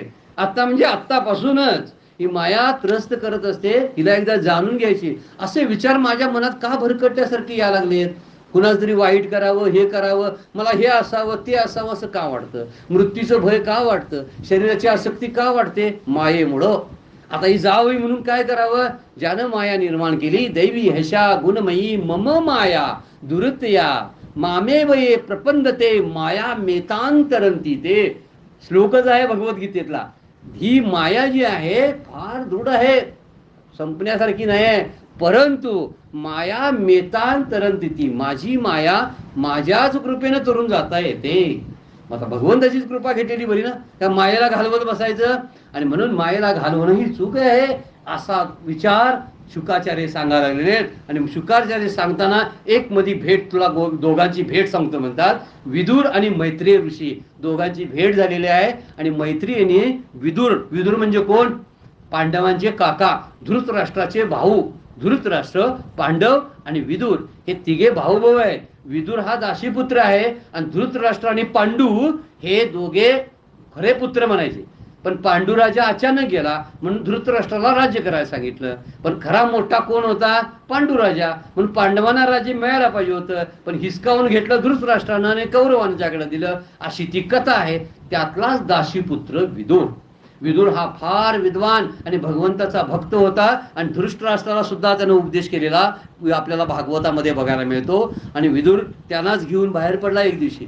चला तीर्थयात्रेला म्हणला धृतराष्ट्रांना, कशाला घरात माझी पोरं म्हणत बसलाय? आता बाहेर पडला, वार्धक्य आलंय, कशाला राहायचा? आणि मग त्यांना घेऊन गेला. श्रीकृष्णानं सुद्धा शिष्टाईसाठी हस्तिनापुरात आलेले होते. त्यावेळी विदुराला कृष्ण भेटलेले आहेत. दर्शन झालं भगवान श्रीकृष्णाचं, जेव्हा श्रीकृष्ण शिष्टाईसाठी हस्तिनापुरामध्ये आले होते. शिष्टाईसाठी म्हणजे तुम्ही युद्ध करू नका, पांडवांना 5 गावं द्या, ती शांत राहतात. मी त्यांना सांगतो, तुम्ही काय देऊ नका त्यांना, फक्त 5 गावं द्या, उरलेलं हस्तिनापूरचं राज्य कौरवाने घ्या. ऐकलं नाही, सुईच्या अग्रावर सुद्धा मिळणार एवढी जागा आहे, एवढी जागा सुद्धा मी देणार नाही असं दुर्योधनानं स्पष्ट सांगितलं. शिष्टाई फिसकटली, युद्धाला सुरुवात झाली. अशी मुख्य कथा आहे ती. आणि त्यावेळी विदुरांना भगवंताचं दर्शन झालं. शिष्टाईसाठी आले होते तेव्हा. जेव्हा ते आले त्यावेळी दुर्योधनाच्या घरामध्ये पाहुणचार घ्यायला गेले नाहीत. ही गोष्ट फार महत्वाची आहे. मोठा असला म्हणून पाहुणचार घेणारे लोक जास्त असतात ना. कुणाच्या घरात जेवलो? अमक्यांच्या गेलो, अमक्या आमदारांच्या घरी गेलो होतो, त्याने मला जेवाय बोललो होतं. का सांगायचं? आपण किती मोठे आहे हे सांगायचं. आमदार मोठे सांगायचा संबंध नाही, ते आहेतच अगोदरचे. आपण मोठे किती? आमदारांनी बोलवलं म्हणजे काय साधी व्यक्ती आहे का मी? सांगण्यासाठी सांगायचं की आमदारांनी मला बोलवलं होतं, म्हणजे मोठ्यांच्या घरी. भगवान श्रीकृष्णाने तिथे गेले नाहीत, विदुरांच्या घरच्या कन्या खाल्या. किती विशिष्ट गोष्ट आहे बघा. विदुरांची पत्नी आहे ना सुलभा, त्या सुलभाने काय आपण खातोय काय कळत नाही, केळी खायला आली होती ती आणि कृष्ण समोर बसले होते. आपण केळ खायला लागली आणि साल कृष्णाला द्यायला लागली. कृष्णाकडे बघताना कळना मी त्यांना साल देतोय का केळ देतोय. कसली भक्तीने किती वाहून घेणं आहे बघा. किती सगळे सात्विक भाव जागृत झाले असतील तिचे बघा. आणि त्या ठिकाणी लाज वाटत होती विदुराला की मी भगवंताला काय देऊ शकत नाही. भगवंत म्हणले मला काय नको. विदुरांचं साधं राहणीमान जे आहे तेच त्यांना आवडत होतं. आपणही साधं राहावं बरं काय, जीवन साधेपणानं जगावं, साधूसारखं साधकासारखं जगावं. साधक कुणाला म्हणायचं? जो साधा जगतो तो, त्याला साधक म्हणायचं. हे भरगत सगळं चालू असतं आणि आरामात सगळं चालू असतं. काही काही बघितलं ना, एकाएकांचा थाटमाट बघितला महंतांचा, हे आपल्या लक्षात येतं. त्यांना साधू तरी कसं म्हणायचं? रोजचा विमान प्रवास, एसी मधनं सगळा प्रवास, मागं पुढे 10 इकडे गाड्या, पुढे 10 मागे पुढे गाड्या, पोलिसांचा तापा. आणि म्हणे कोण निघाले? ते अमुक अमुक मठांचे महंत आहेत. लोकांना त्रास देणारे का काय असं वाटायला लागतं की यांचा जय जयकार. केवढे फ्लेक्स लावलेले असतात रस्त्याला. हा मोठेपणा साधूला शोभत नाही. साधू मध्ये साधेपणा असायला पाहिजे. तो विदुराकडे होता. आपणही वापरावं. साधक आहे ना, साधं राहावं, साधी राहणी असावी. आणि विचार मात्र उच्च विचार असले पाहिजे डोक्यामध्ये. असं शिष्टाई जी होती ती अयशस्वी झाली. आणि म्हणून दुर्योधनाच्या घरचं अन्न भगवंतानी खाल्लं नाही. पापी असतात त्यांच्या घरचं जेवू नये आपण. फार मुद्दा महत्वाचा आहे. पुण्यवान विदुर होता ना, साधा होता, त्याच्या कन्या खातो. का तुझी बासुंदी मला नको आहे, तुझी तूप रेवटी मला नको आहे. कारण सगळ्यात श्रेष्ठ काय असेल तर पुण्याईनं प्राप्त झालेलं जेवण जे असतं ते भोजन सगळ्यात श्रेष्ठ असतं. म्हणून तिथंच जेवावं असं वर्णन भागवत करतं आपल्याला. पण कुठेही जाताना जेवताना 10 वेळा विचार करावा बरं काय. 10 वेळा विचार करावा. आपण एखाद्या भ्रष्ट माणसाच्या घरात जेवायला लागलोय का, की ज्यानं कुठलं तरी धन कमवलेलं असतं आणि तो मला जीव घालायला लागलेला आहे. ते जेवण खाऊन माझी मती बिघडणार आहे ना. कारण जेवण जसं असेल, जसा आहार तसा आचार होतो. जसा आहार तसा स्वभाव बनतो. म्हणून आहार खाताना फार विचार करावा. कुणाच्या हातचं, कुठून आलेलं अन्न आपण खायला लागलेलं आहे. दुर्योधनाच्या घरचं राजवाड्यातला सगळी मेजवानी भगवंतानी नाकारली आणि अगदी साध्या राहणीत राहणारा विदुर भक्त होता. त्या भक्ताच्या घरच्या कन्या अगदी आरामात गोडी मांडले. म्हणून विदुर पत्नीकडे खायला द्यायला काय नव्हतं, पण कन्या दिल्या. म्हणजे देवाचं प्रेम हे मिळवण्यासाठी जगाचं प्रेम हविरावं लागतं, ही गोष्ट लक्षात ठेवा. देवाला भाव आवडतो, प्रेम आवडतो, देणं घेणं आवडत नाही. कुठला कापूर आणला आणि कुठल्या प्रकारची उदबत्ती मला वापरते हे देव बघत नाही. कसला प्रसाद केलाय आणि खीर किती किती पदार्थ घालून मला वापरले, देताना तो भाव कसा आहे हे भगवंत बघतो. समजा माझ्याकडे ते करायला जर पैसे नसतील तर भाव तरी आहे ना. भाव काय पैसे लागतात काय? भावासाठी, प्रेमासाठी पैसे लागतात काय? देवाची आठवण करावी. देवा, मला तुझी भेट होत नाही, तुझ्यापर्यंत मला पोचता येत नाही, तुझी तीर्थयात्रा मला करायची होती, पांडुरंगा भेटायला यायचं होतं, माझ्याकडे पैसे नाहीत म्हणून मी येऊ शकत नाही. पांडुरंग तिथनं येईल पंढरपुरातनं आपल्याला भेटायला. असं प्रेम जर ओतायला लागलो आपण तर तो सगळ्या मोठ्यांचं सगळं नाकारतो. पण ज्याच्याकडे भाव आहे ना, मग त्याच्याकडलं सगळं खात असतो. दुर्योधनानं फुकटचं खात होता, भीष्माचार्य फुकटचं खात होते, म्हणून तशा पद्धतीने मरण आलं शेवटी बघा. पण इथं कुणाचं फुकट खाऊ नये म्हणतात ना, त्याचं कारण काय आहे? विदुरानं 12 वर्षे कन्या खाऊन तप केलेलं होतं. कशी काया असेल, कसला विचार असेल त्याचा बघा. म्हणून हा विचार आपणही करणं फार गरजेचं आहे. नाम असं जर नामाचे अनुभव लगेच येत नाहीत बरं काय. किमान 12 वर्षे सांगितलेत शास्त्रानं. 12 वर्षे सतत नाम घेतल्यामुळं मग अनुभवायला लागतील. आम्ही आपलं लगेच खा हळद आणि हो गोरी अशातला प्रकार आपला आहे. लगेच काल अनुभव घेतला, अजून कुठे अनुभव आम्हाला येत नाहीत, लगेच कसे येतील हो? त्यासाठी तप करावं लागतं, नाम घ्यावं लागतं. आणि हा विचार करूनच विदुर हा तीर्थयात्रासाठी बाहेर पडला. आणि मैत्री आणि विदुराच्या भेटीची कल्पना शुकाचार्य सांगायला लागले बरं का. नाहीतर विदुराची कथा आहे आणि शुकाचार्य कुठे गेले असं व्हायला नको. शुकाचार्यच कथा सांगितलीत की विदुर आणि मैत्री ऋषींची भेट झाली आणि त्यांच्या भेटीतली ज्या गोष्टी आहेत अशी 36 वर्षे जवळजवळ विदुरानं तीर्थयात्रा केलेली आहे. आणि यात्रा विशेष गोष्ट आहे. यात्रेवरून परत येताना काहीतरी सोडण्याचा नियम करावा. कुठलीही यात्रा आपण केली, रोज दरवर्षी वारी करतो पंढरपूरची, आलो ना, ही गोष्ट मला बाधक आहे की मी सोडणार हा उद्यापासून. का? तीर्थयात्रा केली ना, एक गोष्ट सोडायची. कोणती? जी वाईट आहे. जी वाईट आहे माझ्यासाठी ती कोणती? कदाचित वागणं वाईट असेल, कदाचित काहीतरी खाणं वाईट असेल, कदाचित काहीतरी वापरतोय आपण ते वाईट असेल. काहीतरी त्याग केला पाहिजे. असा जर नियम केला तर वर्षाला एक तरी सुटेल का नाही? किंवा वर्षातून 2-3 तीर्थयात्रा केल्या तर 2-3 वाईट दोष आपल्यातले निघून जातील ना, असा विचार करावा. विदुराला हाकलून टाकले दुर्योधनानं. त्याचे काका स्वतःचे होते, पण तत्वज्ञान सांगतोय तो कुणाला आवडतोय? वाईट सांगणारीच माणसं आवडत असतात. म्हणून कर्णासारखी माणसं, शकुनीसारखी माणसं दुर्योधनाला आवडत होती. कारण तिची काय करत होते? प्रशंसा करत होते ना. म्हणून प्रशंसा करणारी माणसं आवडत असतात, शिव्या देणारी माणसं आवडत नसतात. पण शिव्या देतात ती माझ्या कल्याणासाठी आहेत हे समजलं पाहिजे ना. पण समजत नाही. विदुर काय केला? हाकलून गेला. अशा पुण्यवान माणसाला बाहेर काढणं म्हणजे पुण्यच घालवणं. विदुर पुण्यच घेऊन गेला दुर्योधनाचं. म्हणूनच सगळी पाप सगळी हस्तिनापुरामध्ये शिरलीत ना. गेला ना, जसा बिभीषण रावणाच्या राज्यातून निघून गेला, लात मारून बिभीषणाला रावणानं बाहेर काढली. ज्या दिवशी लात मारून बाहेर काढली त्याच दिवशी क्षय व्हायला सुरुवात झाली रावणाच्या राज्याचा. इथं तसंच आहे. इथं सुद्धा दुर्योधनाचा क्षय नाश व्हायला सुरुवात झाली ज्यावेळी विदुर बाहेर पडले, तीर्थयात्रा करत गेले. म्हणून इथं विचार सांगितलेला आहे. आणि विदुर आणि उद्धवाची भेट त्याच काळात आहे. आणि उद्धव आणि फार मोठा श्रेष्ठ एक भक्त आणि विदुर एक भक्त. मैत्री सांगायला लागलीत काय माहितीये का, की मला सांगितलंय तुला भेट म्हणून भगवंताने. आणि उद्धवाला सुद्धा सांगितलं, अरे तीर्थयात्रा करत विदुर येणार आहेत, तू आणि उद्धव तू दोघं एकमेकाला भेटा, तत्वज्ञानाचं तुम्ही एकमेकाला सांगत राहा. म्हणून आपली आठवण देवानं करणं किती श्रेष्ठ गोष्ट आहे बघा.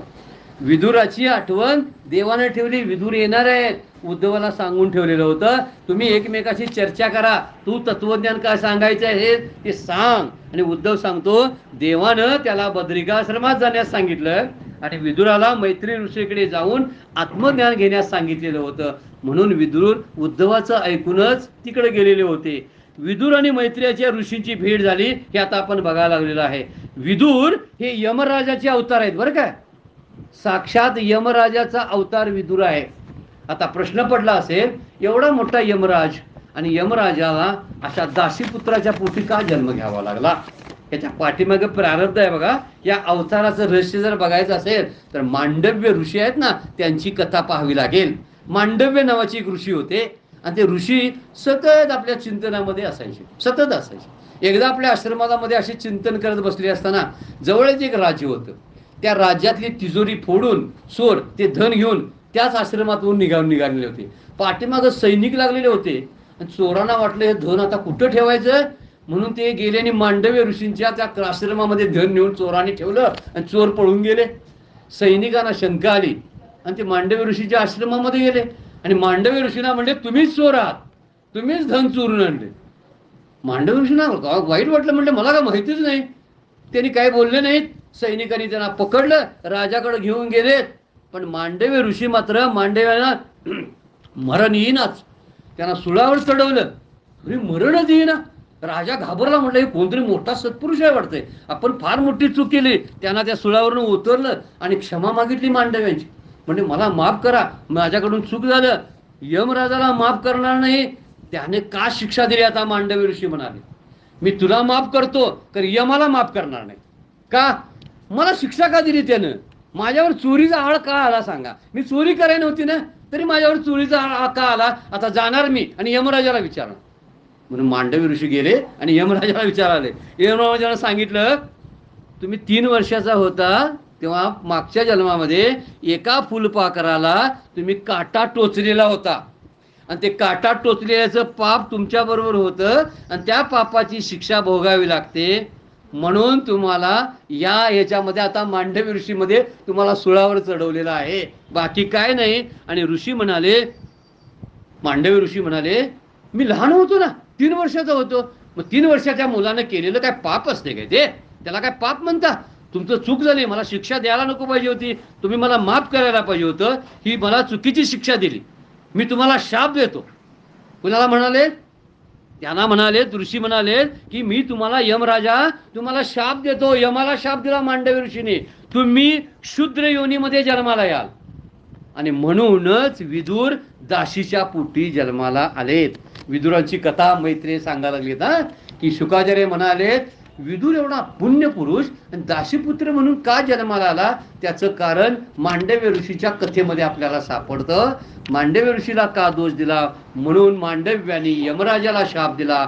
यमराजाला असा शाप दिला की तू शूद्र योनीमध्ये जन्माला येशील, म्हणून विदुराने तू शाप झेलला आणि विदुर म्हणून दासीपुत्र म्हणून जन्माला आलं. या ठिकाणी सृष्टीची निर्मिती कशी झाली याचं वर्णन करायला चालू आहे. आता आणखीन एक सुंदर कथा आता आपल्याला शुकाचार्य सांगतायत. कश्यप आणि कश्यप ऋषींची कथा. फार मोठी श्रेष्ठ दर्जाचे मुनी होऊन गेले कश्यप ऋषी. कश्यप त्याची पत्नी दिती, दोघं जण आहेत, नवरा बायको फार तप करणारे कश्यप आणि दिती. पण झालं काय, इतके ब्रह्मचारी व्रत धारण करणारे ऋषी, पण वेळ काय वाईट असते, कधी कधी दुर्बुद्धी सुचत असते बघा. संध्याकाळची वेळ होती आणि दिती त्यांची बायको आहे ना, तिनं कश्यपांच्याकडं संध्याकाळच्या वेळी काम सुखाची मागणी केली. आत्ता मला काम सुख पाहिजे. त्यावेळी कश्यप ऋषी म्हणाले सायंकाळची वेळ आहे, सूर्य दुर्बल झालेला असतो, काम सुखाची वेळ रात्रीची असते, दिवसा नसते. भागवताला तेच सांगायचं आहे. अशा ठिकाणी ब्रह्मचर्य आपण तप केलंच पाहिजे याचं वर्णन आहे. कश्यप ऋषी तिला समजावून सांगतात, अरे संध्याकाळ झाली, चुकीची वेळ आहे ही काम सुखाची वेळ नाही. सूर्य आता त्याची क्षमता दुर्बल झालेली असते आणि सूर्य बुद्धीचा स्वामी आहे, बुद्धीत काम शिरतो मग. आणि म्हणून सायंकाळी जप करा म्हणतात ना, स्तोत्र म्हणा, जप करा. याचं कारण आहे काम आत शिरू नये म्हणून, कुठली वासना हात अंगात शिरू नये म्हणून संध्याकाळी भजन करावं. देवाला दिवा लावावा, उदबत्ती लावावी, तुळशीला सुद्धा उदबत्ती निरांजन व्हावं, त्या ठिकाणी नमस्कार करावा, काही स्तोत्र म्हणावी, रामरक्षा, विष्णू सहस्त्रनाम अशी स्तोत्र संध्याकाळी का म्हणावीत?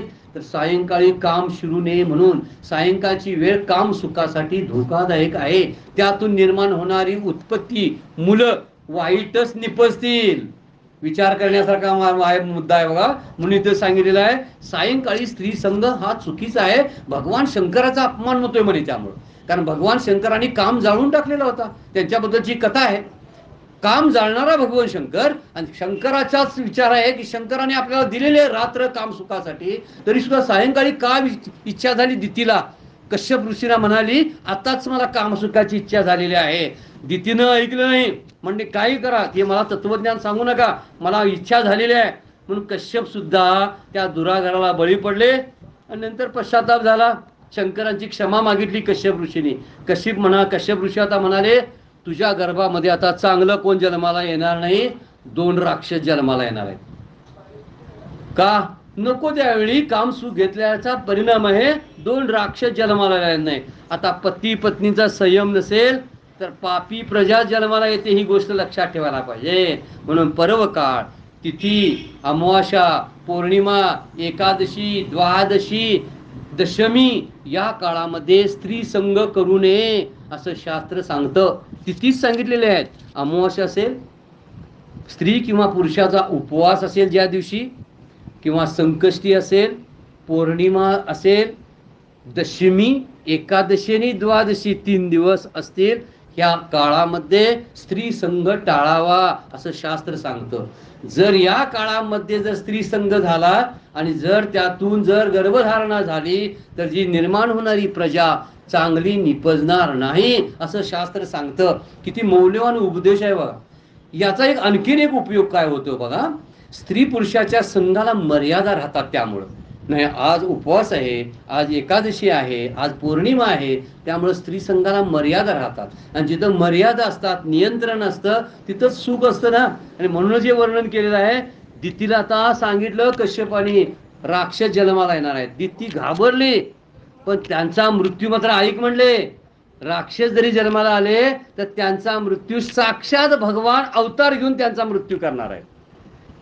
दितीला बरं वाटलं, माझी पोरं मात्र मरणार कुणाच्या हातनं, भगवंताच्या हातनं मरणार आहेत. पण तरी तिची भीती गेली नाही, ती भीती राहिलीच. म्हणजे दितीनं काय केलं, ती गर्भधारणा म्हणे 100 वर्षे धारणा करून ठेवली.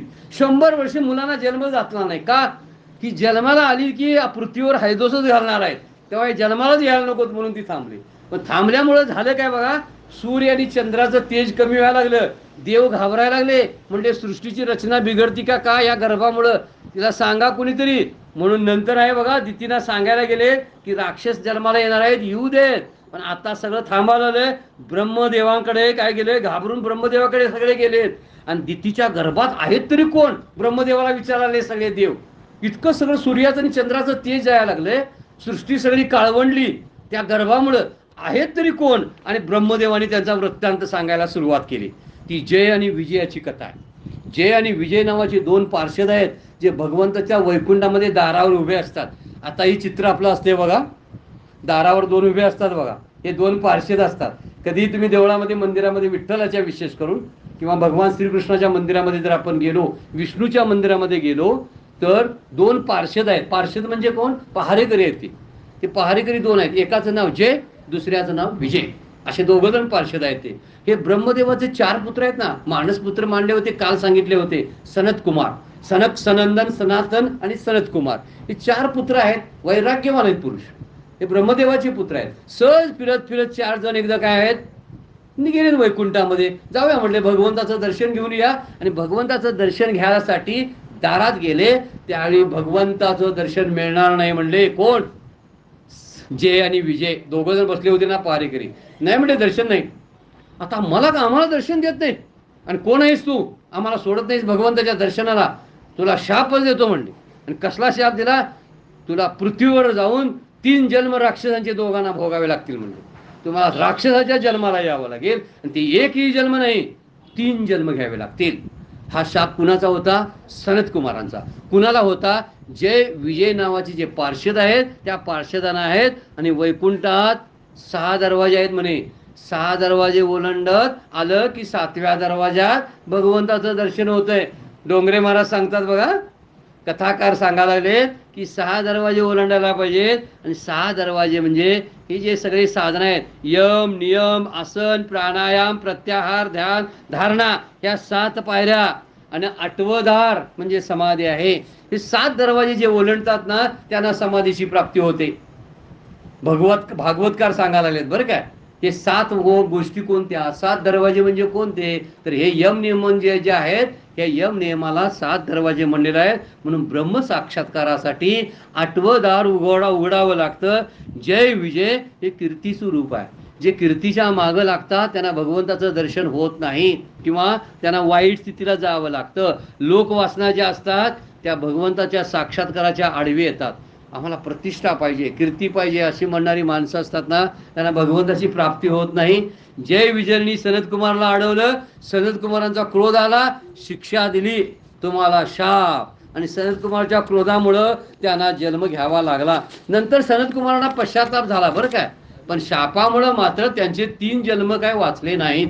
पहिला जन्म हिरण्याक्ष आणि हिरण्यकश्यपू 2 राक्षस कुणाच्या पोटी आलेत बघा, दितीच्या पोटी आलेले आहेत. कश्यपांची मुलं आहेत ही, हिरण्याक्ष आणि हिरण्यकश्यपू. यांची निर्मिती कशातून झाली, कामवासनेतून. कामच आवरला नाही ना दितीला, म्हणून कामाधीन होऊ नका, म्हणजे राक्षस जन्माला येणार नाहीत. हे मुद्दा त्यातला महत्वाचा आहे. हिरण्यकश्यपू आणि हिरण्याक्ष जन्माला आले. दोघे जण म्हणे रोज 4-4 हातानं वाढायचे, एवढे भयानक राक्षस होते ते, भयानक वाढायचे. कसलं आहे ते, लोभाचं प्रतीक आहे. त्याला 4 हात वाढायचे म्हणे. आपण हे लक्षात घेतलं पाहिजे. म्हातारपणी शरीर जीर्ण होतं पण लोभ कधी जात नाही बघा. लोभ वाढतच जातोय 4-4 हाताने. जशी माणसं म्हातारी होतील ना तसा लोभ जास्त. सगळ्यांच्यासाठी नाही सूचना, काहींच्यासाठी सूचना आहे. कधीही बघा तारुण्यामध्ये लोभ कमी असतो, पण म्हातारपणामध्ये लोभ हे असावं, ते असावं, हे माझ्या नातवंडाला पाहिजे, हे माझ्या पोराला पाहिजे, हे माझ्या पाहुण्याला पाहिजे, असं म्हातारपणी वाटत असतं. हे त्याचंच प्रतीक आहे म्हणून सांगितलेलं आहे. म्हणून हिरण्याक्ष ही संग्रह वृत्ती आहे आणि हिरण्यकश्यपू ही भोग वृत्ती आहे. दोन्ही वृत्ती एकत्र आल्या. लक्षात ठेवायचं, पैशानं कधी सुख मिळत नाही. म्हणून संग्रह केवढा करावा याला कुठंतरी माप आहे, बंधन आहे, त्यानंच पाप वाढतो. पैशाचा हव्यास धरला की पैसे मिळण्यासाठी नको ते मार्ग माणसं वापरतात आणि म्हणून मोठं दुःख पदरात येतं. या दोघांसाठी वराह अवतार भगवंताला घ्यावा लागला आणि हिरण्यकशिपूला मारण्यासाठी नरसिंह अवतार घ्यावा लागला. दोघांचा एका अवतारामध्ये भागलं नाही, 2 अवतार घ्यायला लागले. ही विशेष बाब आहे, लक्षात ठेवण्यासारखी आहे. कारण ते कामाचं आणि लोभाचं प्रतीक आहे म्हणून 2 अवतार घ्या.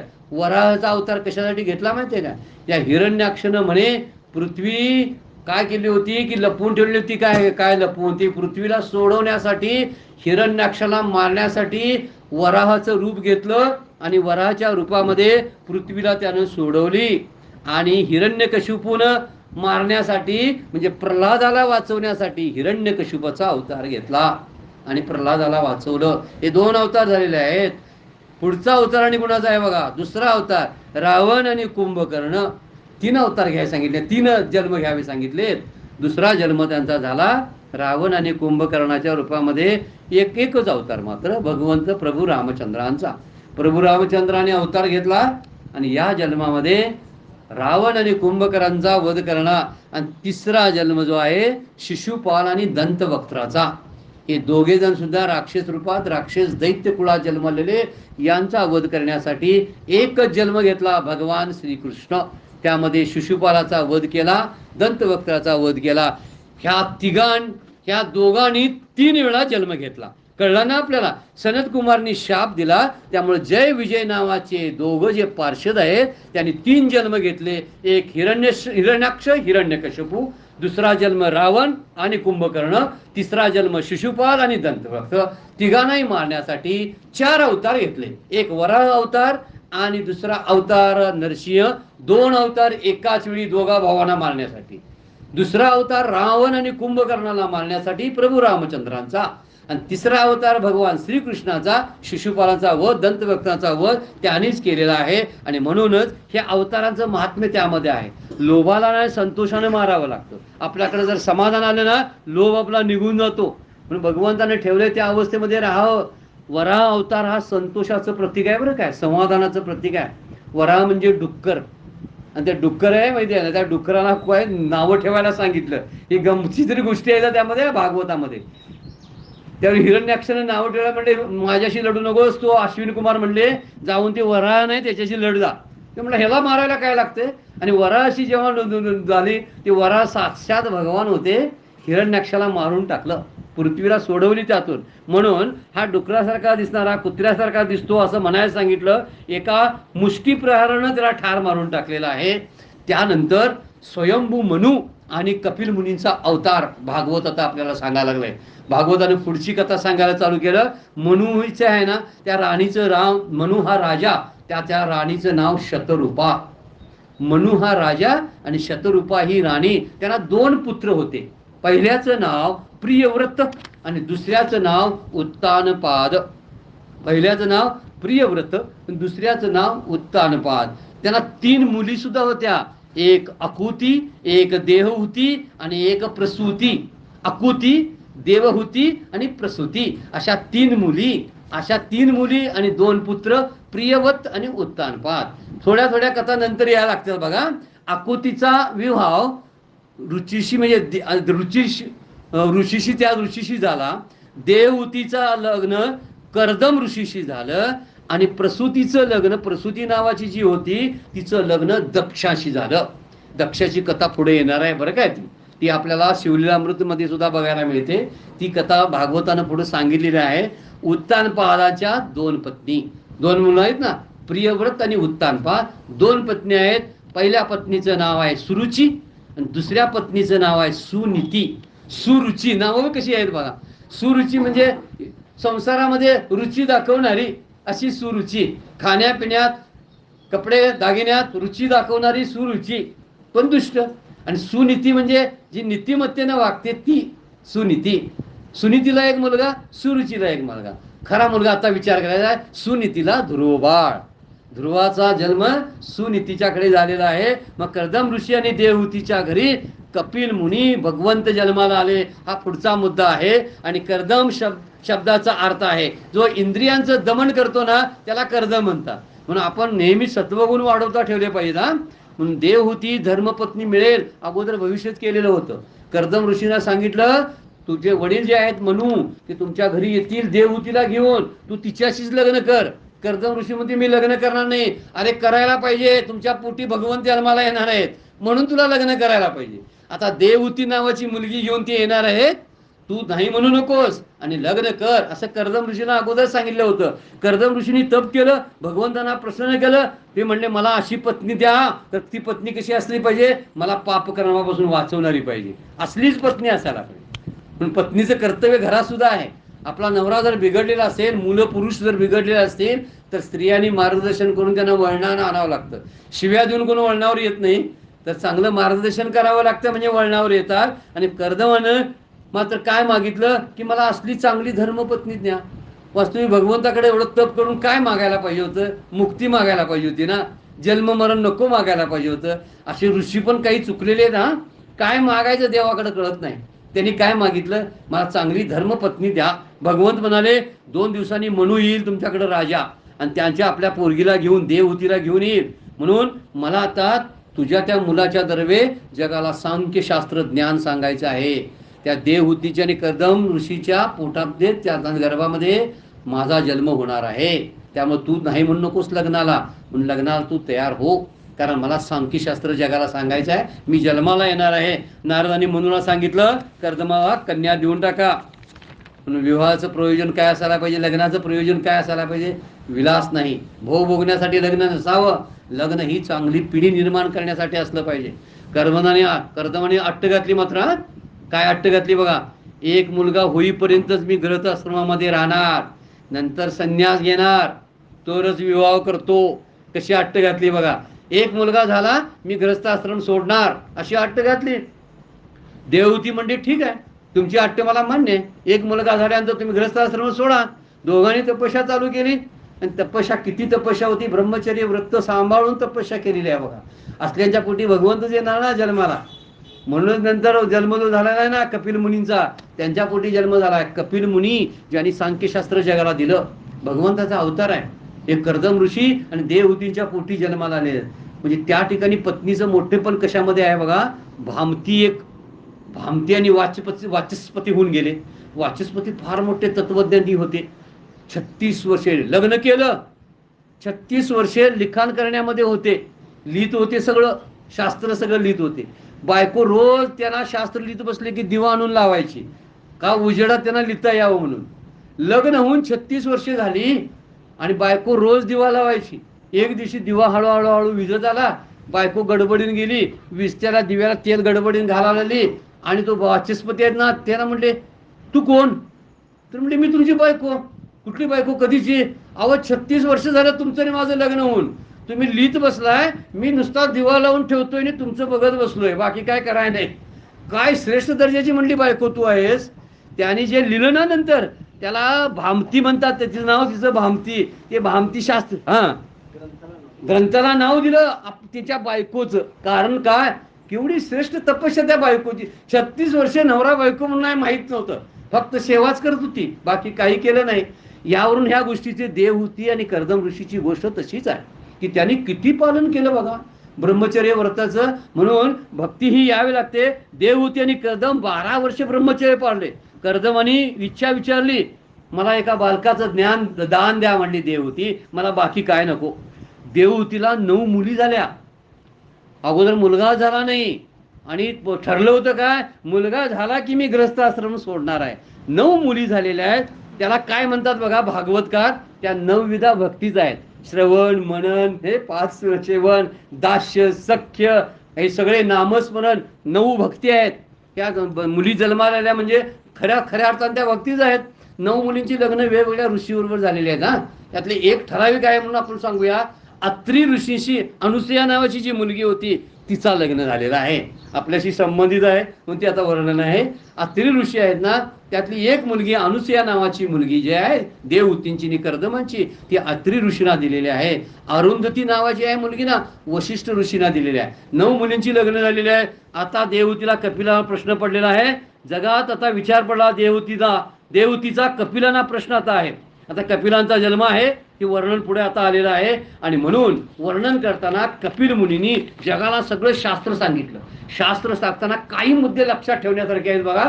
ते सांख्यशास्त्र आहे कसलं, विषयात आनंद नाही, पहिलाच मुद्दा सांगितलेला. किती विषय बघा, आनंद प्राप्त होणार नाही, कारण विषयातच सुख नाही.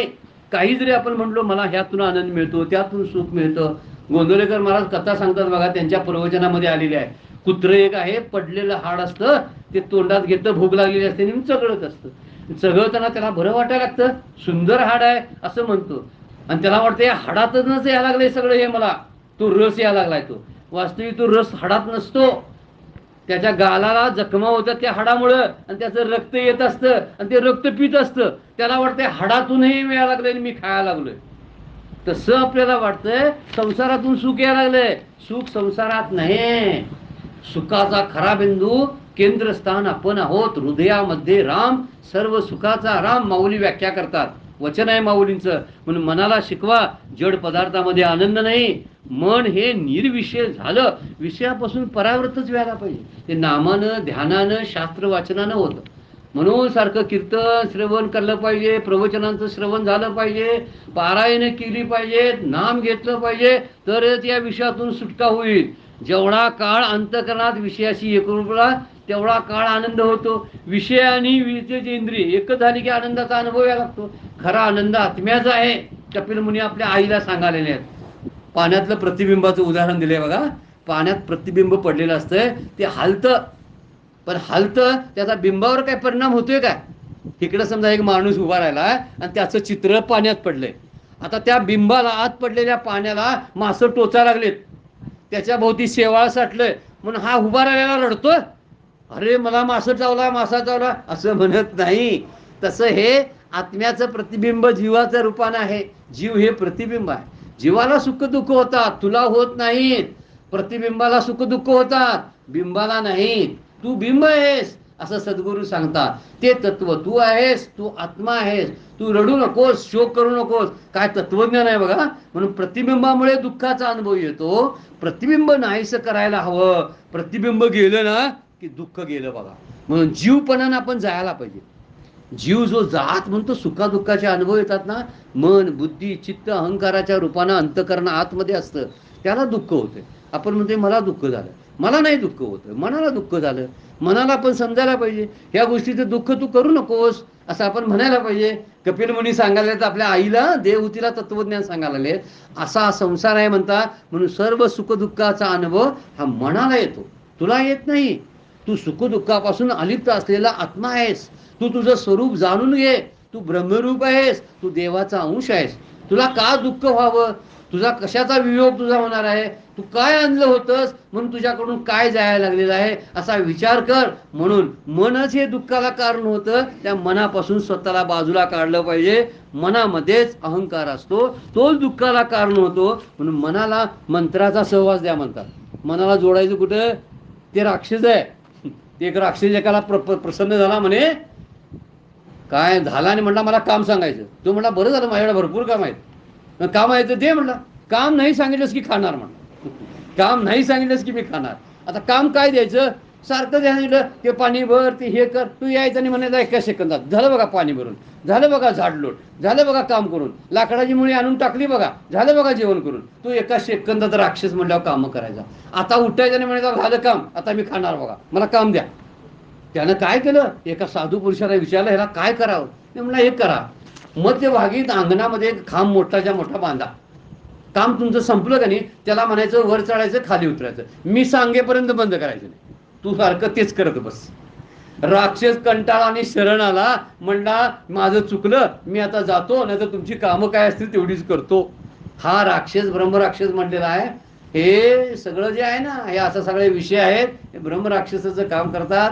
हे सगळं त्याला काम द्यायला पाहिजे मनाला. मन हे राक्षस आहे, त्याला काम काय द्यायचं? मग खाली चढ, ही माळ जप, ती माळ झाली की मेरुमणी झाला की तू सरळ चालूच कर. रामकृष्ण हरी, रामकृष्ण हरी, ओम नमो भगवते वासुदेवाय, ओम नमो भगवते वासुदेवाय.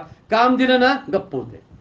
नाम घेता मन निवे, वाचे अमृतची स्रवे, होता ती भरवे, ऐशे शकून लाभाचे असं शास्त्र सांगतं, तुकाराम महाराज सांगतात. म्हणून इथे विचार करायला पाहिजे की मनाला मंत्राचा सहवास द्यावा. म्हणून वैराग्य आहे, वैराग्यासाठीच विरक्ती यायसाठी, त्यासाठी ज्ञान तगूच शकत नाही. कालच्या चिंतनामध्ये सुद्धा आपण पाहिलेलं होतं की वैराग्य पाहिजे. त्यामुळे विषयात दोष दिसले पाहिजे. जन्म मृत्यू जरा व्याधी दुःख दोषानुदर्शनम 13व्या अध्यायामध्ये भगवद्गीता सांगते. वार्धक्यामध्ये दोष आहेत, जन्मामध्ये दोष आहेत, मृत्यूमध्ये दोष आहेत, शरीरामध्ये दोष आहेत. सगळं शरीर सगळं दोषानं युक्त आहे हे कळू दे तरी. आहेत काय घालवता येत नाही, पण कळायला तरी पाहिजे मी दोष आहेत माझ्यात. हे बरीचशी माणसं आपला दोष स्वीकारत नाहीत, चुका स्वीकारत नाहीत. मी कधीच चूक करत नाहीत म्हणतात. ही माणसं कधीच शहाणी होत नाहीत बरं काय. जी म्हणतात ना मी चुकलो, तीच माणसं शहाणी व्हायच्या लायकीची म्हणायची. ज्याला कळलं मी दुःखी आहे, अज्ञान आहे, तोच माणूस शहाणा होणार. ज्याला दुःखी आहे असं कळलं त्याला सुखाचा रस्ता सापडणार आहे.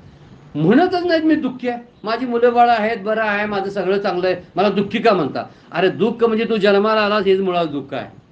आणि हे दुःख मृत्यूचं दुःख आहे, त्याला दुःख म्हणायला पाहिजे. म्हणून इथं कपिल मुनी सांगायला लागलेले आहेत, सुखाचा मार्ग सांगितलेला आहे.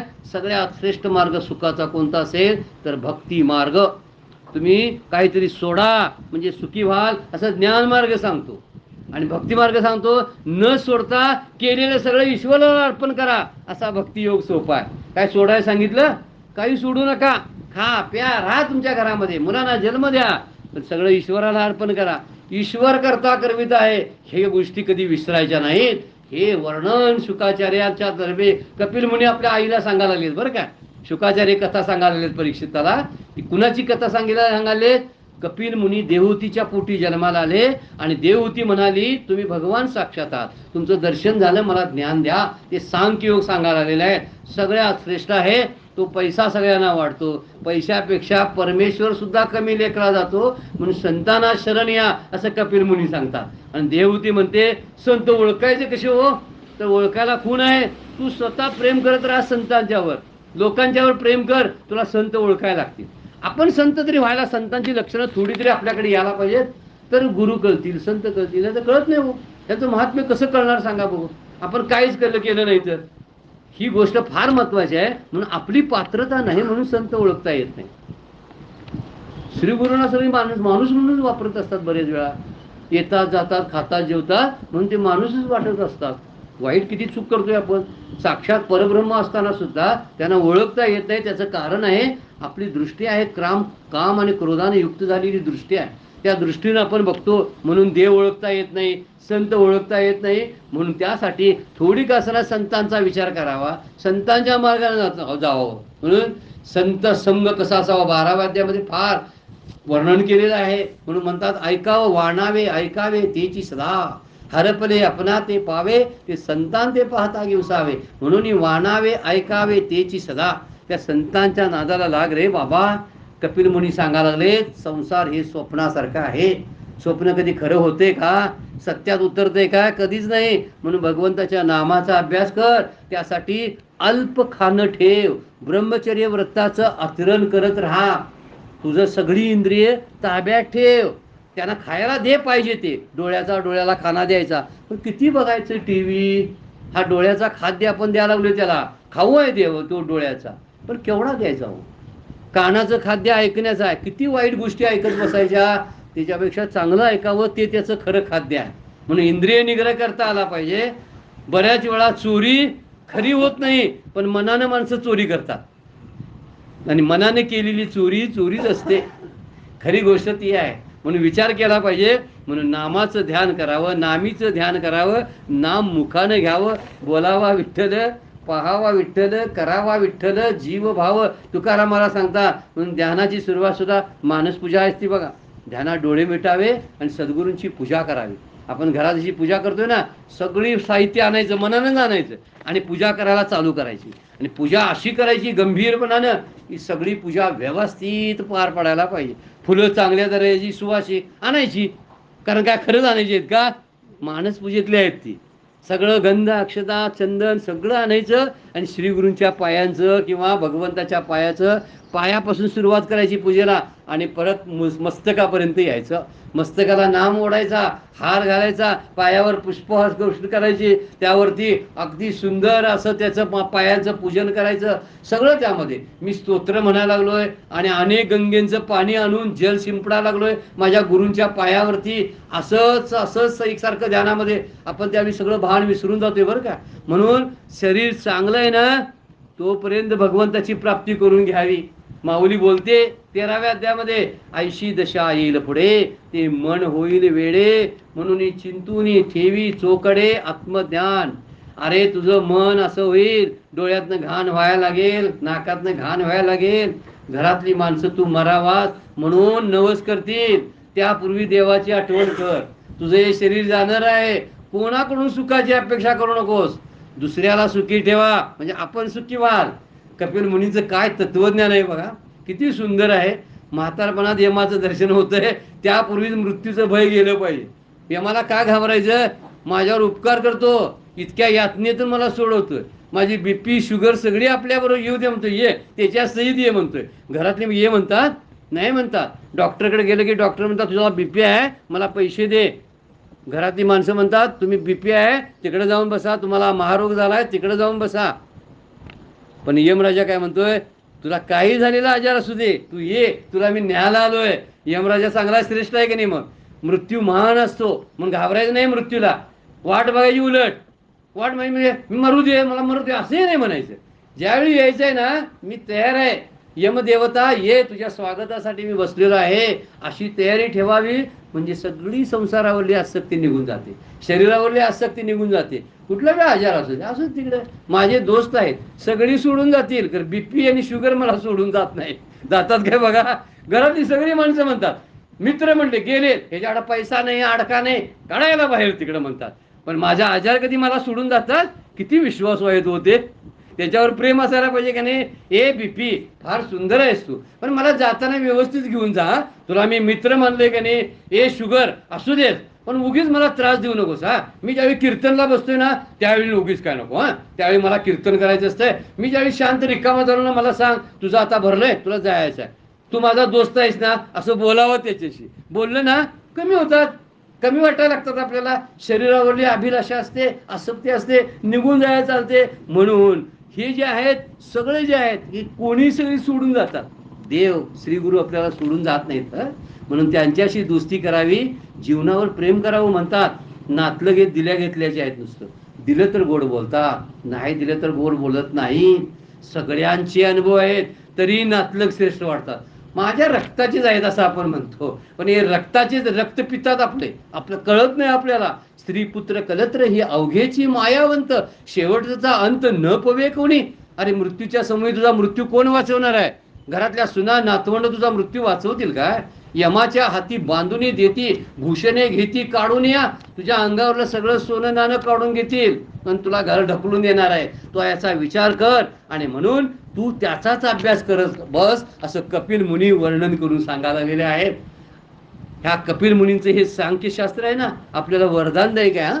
फार चिंतन करण्यासारखं आहे. आपण सतत त्याचं चिंतन करावं. खरंच ते देवहूती आणि कर्दम ऋषी किती भाग्यवान आहेत की त्यांच्या पोटी असे कपिल मुनी भगवान कपिल मुनीच्या रूपात जन्माला आले आणि त्यांनी सांख्यशास्त्र जगाला देऊन जगाचा उद्धार केलेला आहे. आपणही त्या शास्त्राचा अभ्यास करावा आणि आपणही ज्ञानाची प्राप्ती करून घ्यावी, अशी विचार आणि शास्त्र आणि गोष्टीची कथा. आता आपण इथं विराम घ्यायला लागलेला आहे. आपला दुसरा दिवस सुद्धा संपलेला आहे. कथेला आता आपण विराम घेतो. आजची सगळी कथा, आजचं सगळं चिंतन भगवान श्रीकृष्णांच्या चरणी, भगवान विष्णूच्या चरणी, माझ्या सद्गुरूंच्या चरणी अर्पण करतो. भगवान दत्तात्रेयाच्या चरणी अर्पण करतो. माझ्या काही बोलण्यातून चुका असतील तर भगवान श्रीकृष्णाने मला, सद्गुरूंनी मला माफ करावं. माझ्याकडून काही चुकीच्या चांगल्या गोष्टी निघाल्या असतील तर त्या चांगल्या गोष्टीचा संदेश इतरांच्या मनामध्ये बिंबून त्यांनाही विरक्ती प्राप्त व्हावी, अशी एक शेवटची इच्छा व्यक्त करून आजच्या कथेला विराम घेऊया. पुंडलीक वरदा हरी विठ्ठल श्री ज्ञानदेव तुका. ओम नमो भगवते वासुदेवाय. ओम नमो भगवते वासुदेवाय. ओम नमो भगवते वासुदेवाय. अवधूत चिंतन श्री गुरुदेव दत्त. श्री गुरुदेव दत्त. श्री गुरुदेव दत्त.